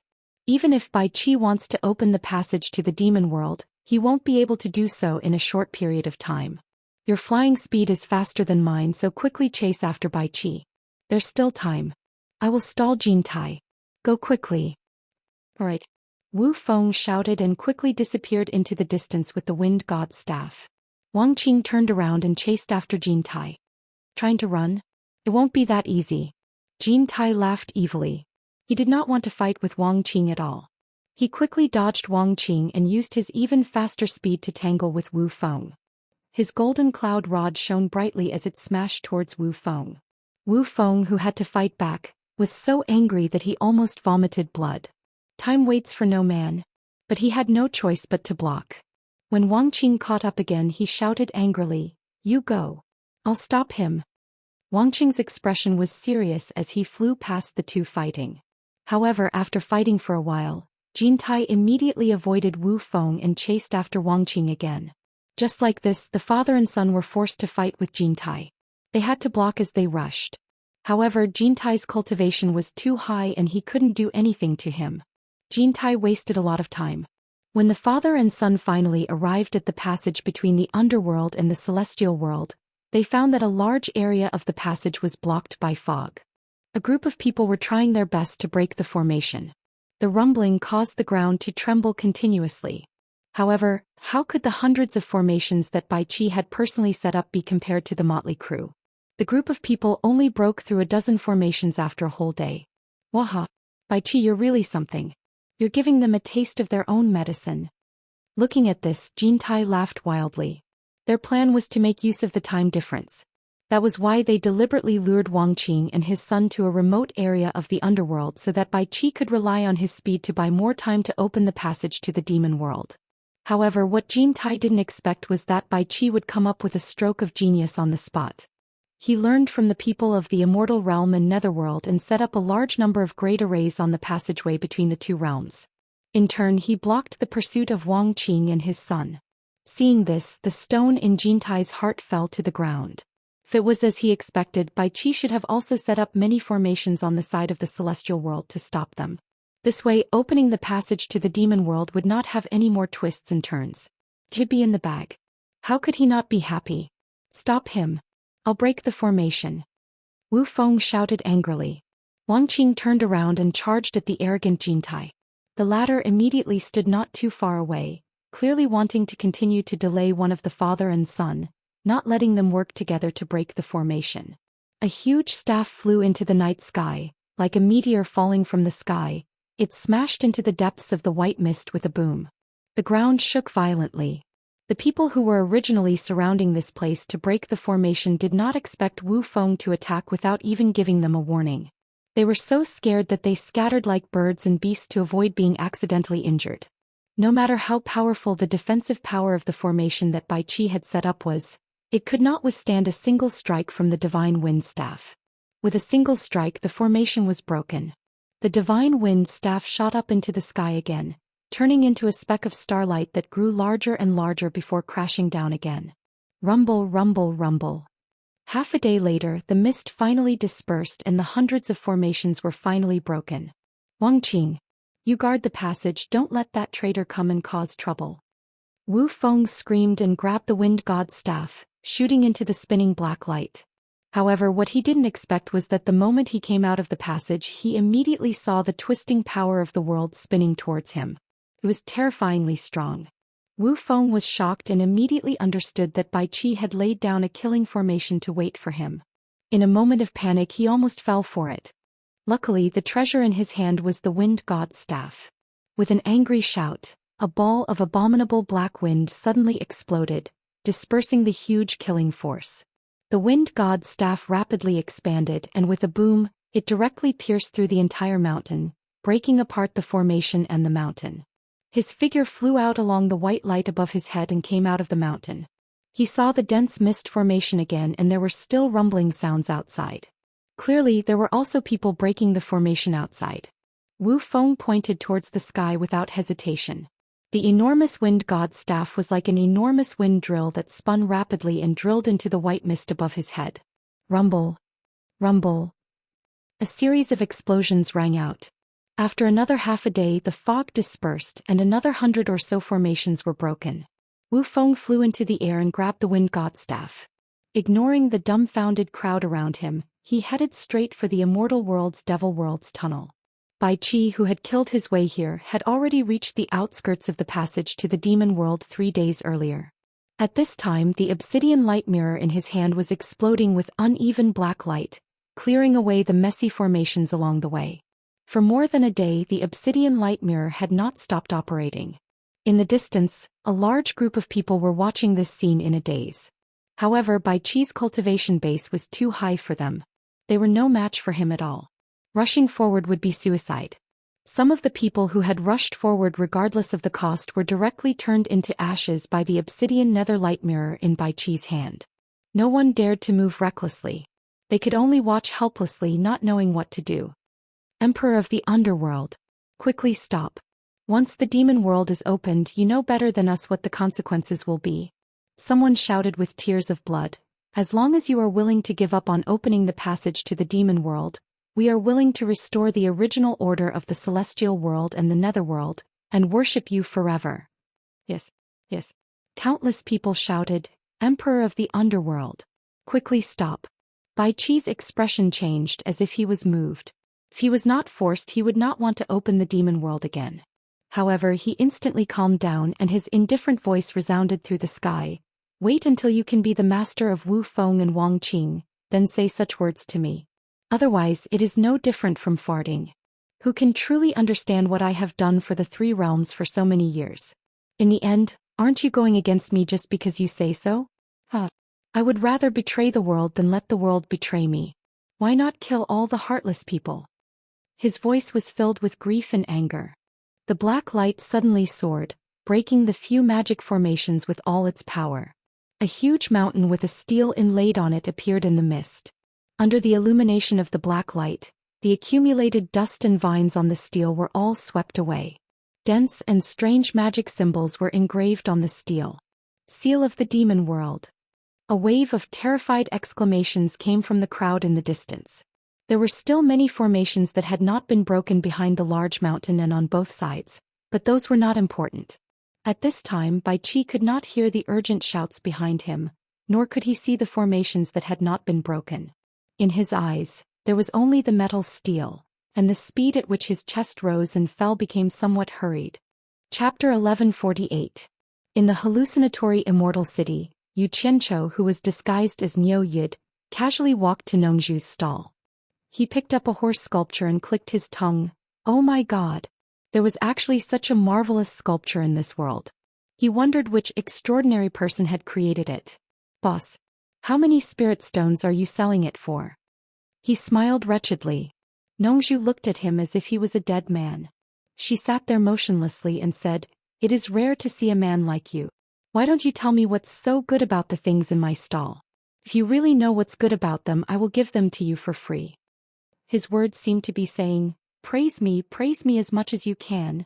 I want to see what you can boast about." Yu Qianzhou could see that this old handsome man had a problem with him. Forget it, he would not argue with him now. He would ask Jade Flower Fairy to deal with him when he returned. Just when he was about to say something to comfort him, there was a sudden commotion in the square. Looking back, he found that many disciples of the Heartless Palace had come to the square and were talking passionately. What's going on? Yu Qianzhou held the horse sculpture in his arms and got back to business. However, he was transmitting his voice secretly. Nongzhu also understood that it was not the time to be angry. She explained angrily, after the Immortal Underworld and the Underworld established the Immortal Underworld Demon-Slaying Alliance, the Heartless Palace established the Rogue Cultivators Alliance from all over the Immortal World. The gimmick was that they took out a quota of 1,000 true disciples of the Heartless Palace and prepared to reward them to the Rogue Cultivators who made great contributions to the Immortal Underworld Demon-Slaying Alliance. It was said that the Rogue Cultivators who made great contributions could join the Heartless Palace and practice the sword-drawing movement of the Heartless Palace. Once this gimmick was taken out, the Rogue Cultivators in the Immortal World rushed to join. I heard that 2 to 3 million people have been gathered to compete for the 1,000 quota. The Rogue Cultivators Alliance? Yu Qianzhou was startled. He was quite familiar with this name. He had once been the leader of the Rogue Cultivator Alliance in the cultivation world, so he didn't find it strange that these rogue cultivators would flock to him like a flock of ducks. He nodded slightly and said, "Independent cultivators do not have a good life. Being able to join the Heartless Palace and obtain the true legacy of the Heartless Palace's sword-drawing technique is indeed a chance to change one's fate. If it were me, I would take the gamble. Anyway, no one knows you now. You can give it a try," Nongzhu said sarcastically. Yu Qianzhou caressed the horse sculpture in his arms and chuckled, "Forget it. If the people from the Heartless Palace know it's me, don't fight me to the death." "Oh." Nongzhu made a long "oh" sound and said, "I forgot to tell you something. Wang Qing has publicly announced that the grudge between you and the Heartless Palace has been written off." He told Nongzhu about how Yu Qianzhou called the police in time and resolved the crisis. Then Wang Qing told him about how he took credit for the incident and what he heard recently. "Is there such a good thing?" Yu Qianzhou was stunned. He looked around and said, "That's what I said. Looking at the situation in the hallucination Immortal City, I know that Jin Tai and Bai Qi have not succeeded. Otherwise, the hallucination Immortal City would not be so lively when the diabolism came. That's why I said you can give it a try. It's not bad to get the sword-drawing technique of the Heartless Palace." Nongzhu teased. "Come on. How could the Heartless Palace divulge the cultivation method of the sword-drawing technique so easily? At most, they only divulged the first technique. But now, I can buy some things in the hallucination Immortal City and exchange all the things that those people in the human world have. You really brought all the cultivators in the human world here." Nongzhu was stunned. Yu Qianzhou replied with an N. He put down the horse sculpture in his hand and walked into the crowd. He started to buy all the cheap things in the stalls. After all, no matter how cheap they were still better than the ordinary things in the human world. The key was that it was not practical to buy a lot of high-grade things. Moreover, millions of people were using high-grade things and he did not have the financial resources to do so. He could only make do with what he had. After he bought thousands of low-grade flying swords in the stalls, he immediately attracted the attention of the mythical fire palace's disciples. They followed behind him. When they saw that he had nothing to buy, a red-robed disciple squeezed to his side and cupped his hands. "I'm a disciple of the mythical fire palace." Xianxia turned and looked at him. He frowned and said, "What's the matter? It seems that you want to buy a lot of all kinds of low-grade immortal equipment. My mythical fire palace is the #1 blacksmith sect in the 3 realms." The red-robed disciple smiled and said, "If you want to buy a lot, my mythical fire palace has a lot of stock. If you buy a lot, it will be cheaper. It will save you time and effort compared to you buying here and there. What do you think?"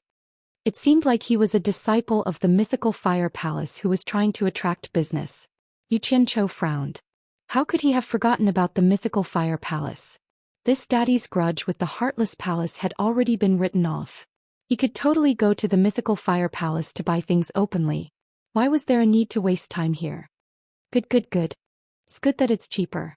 Xianxia nodded and smiled. The red-robed disciple immediately stretched out his hand and invited, "Sir, please follow me." The two of them flew out of the crowd. Not long later, they landed at the entrance of the mythical fire palace's branch. Actually, Xianxia was very familiar with this place. He had been here many times. However, in the past he would usually directly enter the back hall to look for Elder Huo Lianqing. However, this red-robed disciple led him to a small room at the side and invited him to sit down and have some tea.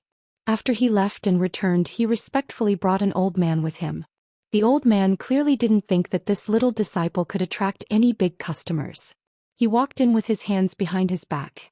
When he realized that he couldn't see through Xianxia's cultivation, his expression became more serious. He cupped his hands and sat opposite of Xianxia. He asked, "I'm Li Zhen. How should I address you?" "Niu Yid." Xianxia held the teacup and replied. Li Zhen frowned and thought about it. He realized that he had never heard of this person before. However, he didn't mind it.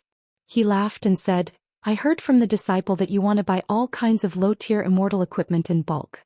I wonder what kind of low-tier immortal equipment you want and how many do you want?" Xianxia sat there and drank a mouthful of tea. He then smiled faintly and said, "I want flying swords. I don't want all low-tier ones. I want high-tier ones too. However, I heard from him that it would be cheaper to buy them in bulk. Don't cheat me." He pointed at the little disciple who was standing with his hands behind his back. "There's naturally a discount if you buy in bulk." "He's right," Li Zhen said with a face full of smiles. "Can you give me a specific number?" Xianxia put down the teacup and said solemnly, "I want as much as you have." "You must be joking." Li Zhen laughed. He used his laughter to re-evaluate Xianxia. He was wondering if Xianxia really had the financial resources to buy as much as he had. One had to know that mythical fire palace had been in the immortal realm for so many years. There were countless low-tier flying swords that their disciples had refined. Just this branch alone had a backlog of millions of them. If they could really sell them all, it would really be a big business. However, who would want so much trash if they had the financial resources? "Do I look like I'm joking?" Xianxia asked coldly. Of course it's better if it's true." Li Zhen twirled his white beard as he chuckled. "There are 9 grades of immortal artifacts. Grade 1 is 1 divine grade spirit stone, Grade 2 is 100, Grade 3 is 10,000, Grade 4 is 1 million, and Grade 5 is 100 million. These are the market prices. If Honored Sir wants to buy in bulk, the price can be negotiated. As for Grade 6 and above, any one of them would easily cost tens of billions of divine grade spirit stones. Most of them are custom-made and the price is not something I can decide. Our branch does have a few in stock. If Honored Sire is really sincere in purchasing in large quantities, I can introduce you to the elder in charge of the branch." The price was the market price. Xianxia's eyes rolled as he pondered, then he asked again, "Report me the stock, I'll buy according to the amount of money I have." He's for real this time. Li Zhen's spirit rose, straightening his back as he said, "There are about 2 million Grade 1 immortal artifacts in the branch, 400,000 Grade 2 immortal artifacts, 200,000 Grade 3 immortal artifacts, close to 10,000 Grade 4 immortal artifacts, 7 to 800 grade 5 immortal artifacts, and 11 grade 6 immortal artifacts. May I know which grade honored sir is looking for and how many do you need? Yu Qianqiu nodded thoughtfully at Li Zhen's words. Estimating just 11 grade 6 immortal artifacts would cost more than 100 billion divine grade spirit stones, and buying all the grades would cost at least 200 billion divine grade spirit stones. The total amount of spirit stones he had now was less than 80 billion, and he still needed to keep some spirit stones in reserve, yet he wanted to buy all the high-grade immortal artifacts. Truly, even the cleverest housewife couldn't cook a meal without rice. After pondering for a while, Yu Qianqiu's mouth twitched. I only want 1 million grade 1 immortal artifacts. Give me as many flying swords as possible. As for the rest, I want all the grade 2, 3, 4, 5 and grade 6 immortal artifacts. The two people in front of him exchanged a glance.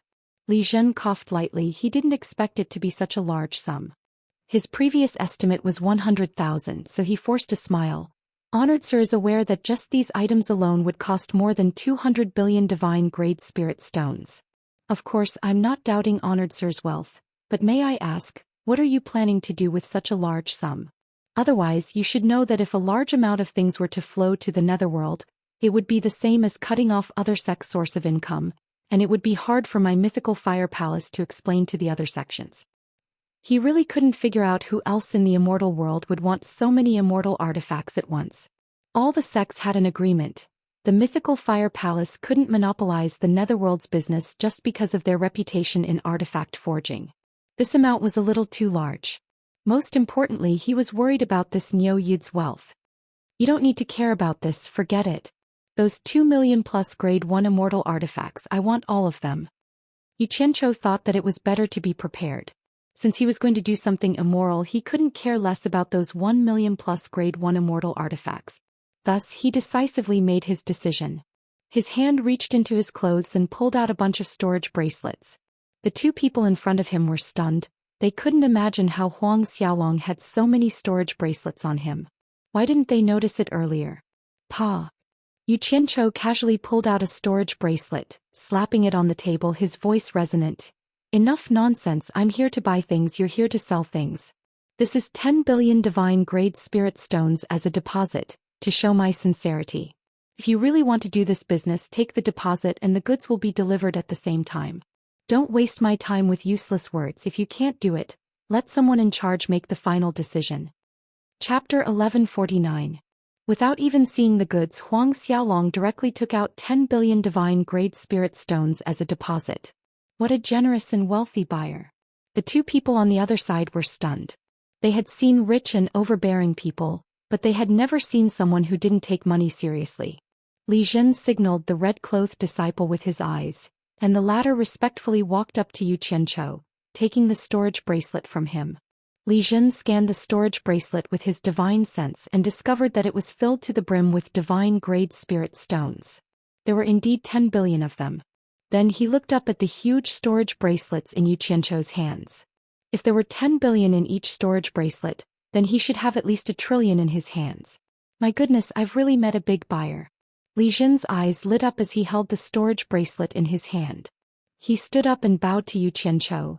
Since you're so sincere, although I can't make the decision on my own, I'll have to report to the town elder and try my best to close the deal.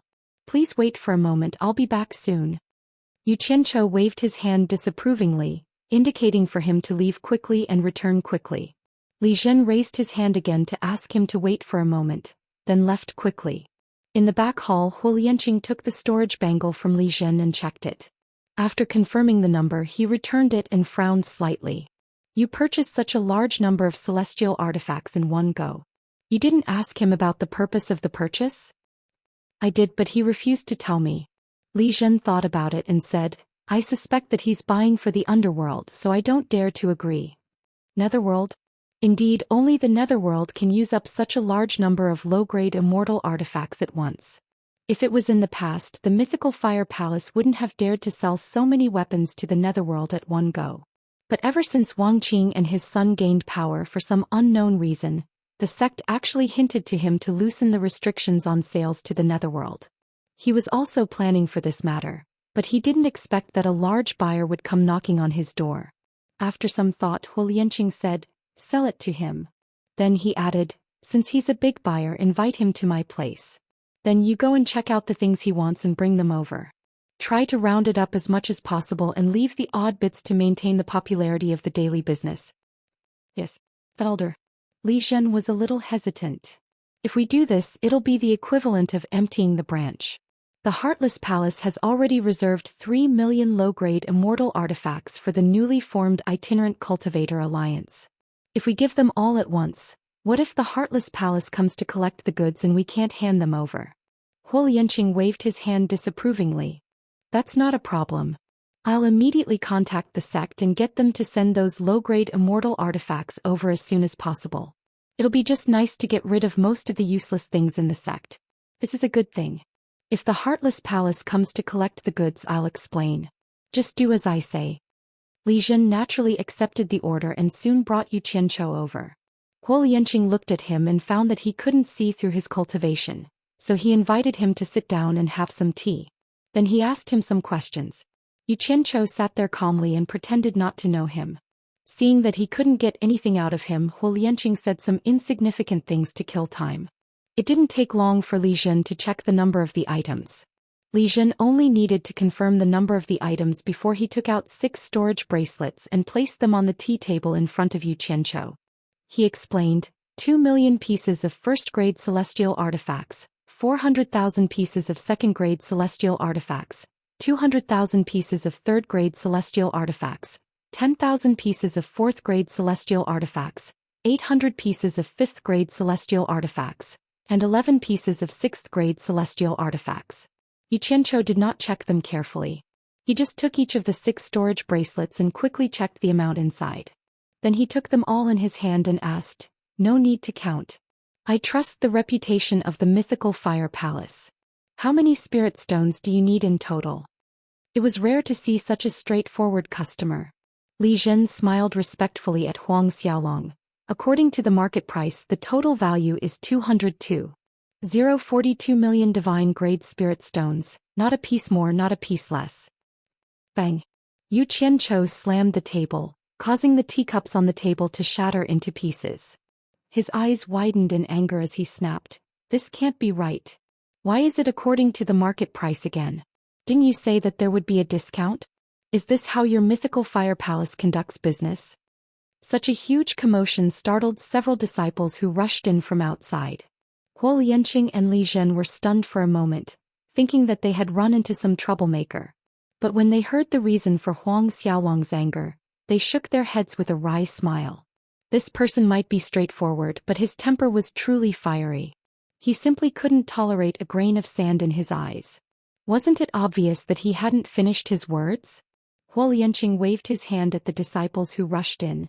It's none of your business, just a small misunderstanding. All of you leave. After the disciples left, Huo Lianqing didn't seem to mind that they had broken his things. He smiled amiably at Yu Qianchou. Brother Niu has misunderstood. Since we said that there will be a discount, we can sit down and discuss the price. Then he turned to Li Zhen and said, serve Brother Niu some tea, let Brother Niu calm down. A short while later, the broken things were cleaned up, and a new cup of tea was placed on the table. Yu Qianchou sat down resentfully, placing the 6 storage bracelets back on the table. He harumphed coldly, it seems like I've misunderstood. I wonder how much discount Elder Hua is prepared to give me? Huo Lianqing revealed a warm smile as if the customer was God. How about this? We'll give Brother Niu 20 billion divine-grade spirit stones. Forget about the odd bits. Just take it that the 2 million grade 1 immortal artifacts and 400,000 grade 2 immortal artifacts are free gifts. What does Brother Niu think? Are you joking? Over 200 billion divine-grade spirit stones and you're only offering a discount of 42 million divine-grade spirit stones? Yu Qianchou jumped to his feet with a furious expression as if he was fooled. His hand reached out to Li Zhen. This is intolerable, return 10 billion divine-grade spirit stones to me, I don't want to buy any more. Li Zhen's expression stiffened, noticing that the other side wasn't as generous as he had imagined. Huo Lianqing smiled awkwardly. Brother Niu, don't be in such a hurry, name a suitable price. Yu Qianchou retracted his hand hearing Huo Lianqing's words. He crossed his fingers and pondered for a while, then extended 2 fingers toward Huo Lianqing and Huo Lianqing. Fixed price, 200 billion divine-grade spirit stones. The moment Huang Xiaolong said that, Huo Lianqing's smile froze. Cutting out 2 billion divine-grade spirit stones in one go, what was the difference between this and robbery? Huo Lianqing's face sank. Brother Niu, you're not sincere. Ah. Huo Lianqing also extended 2 fingers, emphasizing each word clearly. 200 million. I'll give Brother Niu another 200 million divine-grade spirit stones. This is the limit of what I can decide. A total of 201. 8 billion. Although he had already made a big concession, little did he know that even if he agreed to the other side's offer of 200 billion divine-grade spirit stones, Yu Qianzhou wouldn't buy it. Yu Qianzhou would think twice before lowering the price by another 2 billion, forcing the other side to disagree. Yu Qianzhou sneered, then extended his hand toward Li Zhen. Return the 10 billion divine-grade spirit stones to me. Li Zhen looked weakly at Huo Lianqing, but Huo Lianqing's face darkened. Brother Niu, you'd better think it through.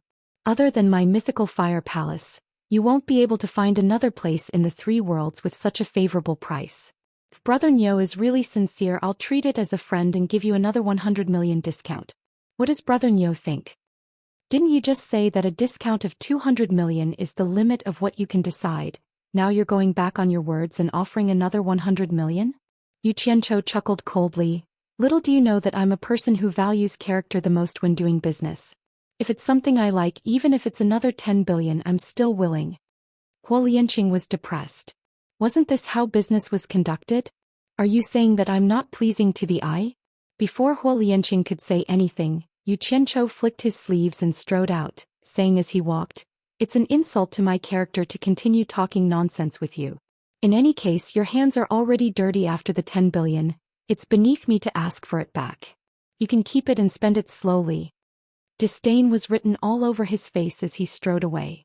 Listening to Huang Xiaolong's words, it sounded like he was putting himself on a pedestal, giving others the impression that he was a misophobe. Huo Lianqing and Li Zhen exchanged a glance. This was the first time they met such a strange person. Li Zhen blanked for a moment. "Elder, do you want this disciple to chase him back and have a talk? Do you think you can come to an agreement with this kind of person?" Huo Lianqing didn't know whether to laugh or cry. "I've seen all kinds of people in my life, but not this kind of person.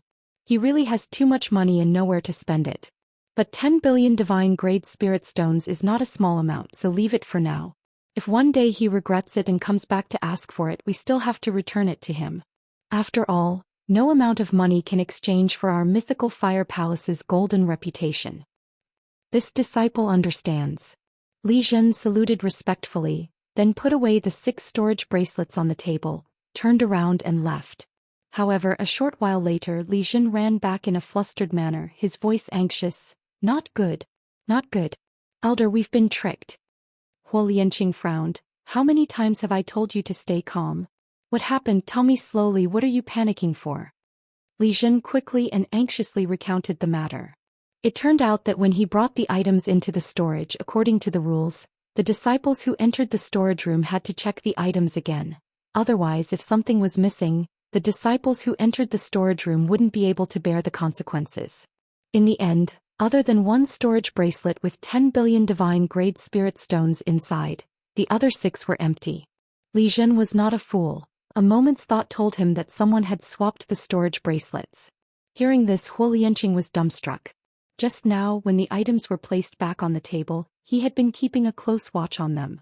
There shouldn't have been a chance to swap them out. Could it be that when the other party smashed the table? "You stupid pig! Who did you bring? If more than 200 billion worth of treasures are gone just like that, you and I can forget about having a good life. Hurry up and send people out to search." Huo Lianqing bellowed, taking the lead, and dashed out in a hurry. Chapter 1150. The entire Lifefire Palace's branch instantly moved out in full force, swiftly searching the entire illusionary Immortal City. They even searched the area within 100 miles of the illusionary Immortal City. However, how could they still find Niu Yid's shadow? Even a fool would know that after scamming someone they had to flee as fast as they could. In addition, Niu Yid was a swindler who dared to come to the Lifefire Palace to commit fraud. They didn't find him, but the commotion caused the people of the city to go around trying to find out what exactly happened. The Lifefire Palace actually mobilized so many people. After that he saw many Lifefire Palace's disciples stopping people in the central plaza, interrogating them one by one. Their questions were all about whether they had seen a person named Nyoyid who looked like that before. When the investigation reached Nongzhu's stall, Nongzhu was speechless. Others might not know Nyoyid, but it would be strange if he said he didn't. However, he also didn't know what Yu Qianqiu had done. But based on his understanding of Yu Qianqiu, once there was a commotion involving that brat, he would definitely be up to no good. Hence he shook his head and said he didn't know him. It was fine if he didn't know him, he couldn't help but ask, "What happened?" The Lifefire Palace's disciple coldly snorted, "Don't ask what you shouldn't ask." Hence Nongzhu could only shut his mouth. However, there was no impermeable wall in the world. The pitiful Huo Lianqing discovered that his losses were too great. He basically had no way to report to his sect. He could only hurriedly seek help from the other major sects to capture Nyoyid. In truth, he also suspected that Nyoyid was using a fake name. Who would use a real name to commit fraud? For a period of time, the various sects more or less gave face to Huo Lianqing, sending many people to search everywhere. They even sent orders back to their sects to inform their people to take note of this. After all, everyone wanted to know who this Nyoyid was exactly. He actually dared to deceive the Lifefire Palace. Also, under the situation where there was no harm, if they captured Nyoyid, it would be equivalent to the Lifefire Palace owing them a favor. In this case, the more people there were, the more mouths there would be. What happened naturally couldn't be concealed. When everyone knew that it was someone who cheated the Lifefire Palace of over 200 billion worth of treasures, the entire hallucinatory immortal city was in an uproar. Some scolded that Nyoyid for being immoral, some praised that Nyoyid for having guts. Therefore many people jokingly said that this swindler's name was too perfect. Why not call him Wicked Nyo or Gutsy Nyo? Wouldn't calling Nyoyid be smacking the face of the Lifefire Palace? Hearing this news, Nongzhu was stunned for a long time. The muscles on her face couldn't stop twitching. She didn't expect that the guy would do such a big thing in the blink of an eye. It seemed that there was really nothing in this world that he didn't dare to do. Moreover, he was 100% sure that it was Yu Qianqiu who did it, because Yu Qianqiu had said before he left that he wanted to change the weapons of a large group of his subordinates. But didn't he say he was going shopping? How did it become a scam? Nongzhu couldn't understand how Yu Qianqiu managed to scam them. Could it be that the people of the Lifefire Palace were all fools? How could they scam an item worth over 200 billion just like that? Damn it! Must be Huo Lianqing scolding me. I've already given you 10 billion. Your Lifefire Palace is rich and powerful. Would it kill me to earn a little more? In the conference room of the Divine Ruin Realm, Yu Qianqiu rubbed his itchy nose and scolded. However, seeing the 6 storage bracelets on the conference table, he immediately became spirited again. Previously, he was still thinking about how to solve the problem of weapons for millions of people. He went to the fantasy immortal city with the goal of buying as many as he could. Who would have thought that he would solve the problem at once so quickly? Moreover, there was still enough left. It was enough for one person to give 2 bracelets.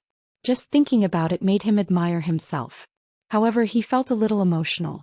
He thought that he didn't need to do such things anymore at this point.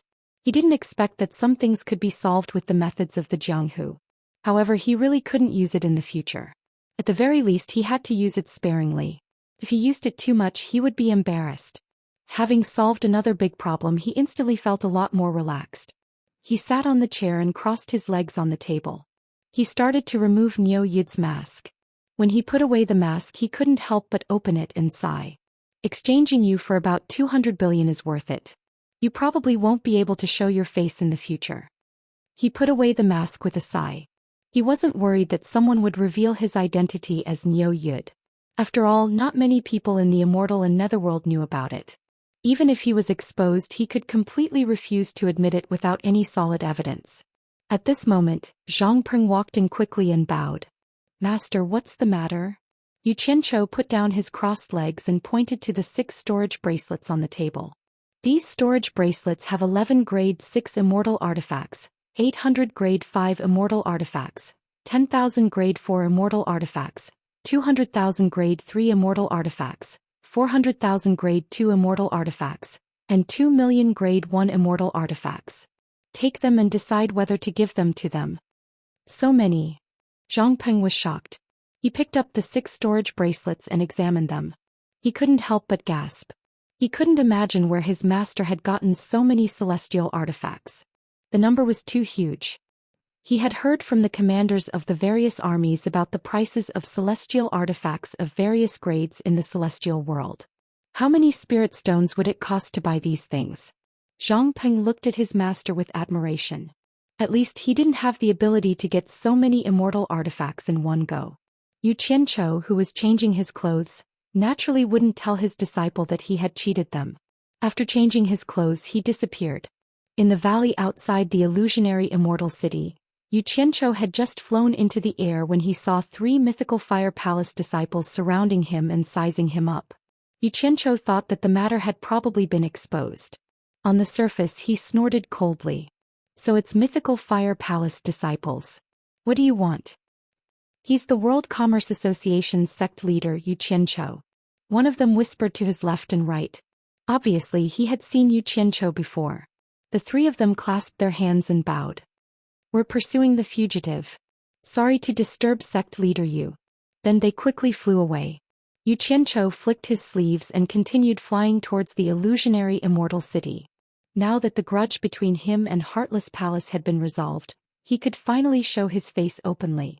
After he entered the illusionary immortal city, it immediately caused a commotion. The news of Yu Qianzhou's return spread rapidly. As for Yu Qianzhou himself, he felt as if he, Hansan, had returned to his previous life. He swaggered through the market, constantly looking around and asking questions at the various stalls. He pretended to unknowingly walk to the front of Nongzhu's stall to check out the items on display. Nongzhu was at a loss for words watching Huang Xiaolong fiddling with the sculptures. In the end, she couldn't help but send a voice transmission to Huang Xiaolong. Brat, you're too black-hearted. You swindled over 200 billion immortal artifacts from the Lifefire Palace. How do you want Hu Lianqing and the rest to establish themselves in the Lifefire Palace in the future? Don't listen to those rumors. I spent 10 billion divine-grade spirit stones to buy those immortal artifacts. How did it turn into swindling in your mouth? This sect leader is rich, why would I need to swindle others? Yu Qianzhou retorted disdainfully. Fine. You have guts. 10 billion divine-grade spirit stones can buy over 200 billion immortal artifacts. If there's a chance, I'd like to see how you do it. Nongzhu couldn't be bothered to argue with Huang Xiaolong anymore.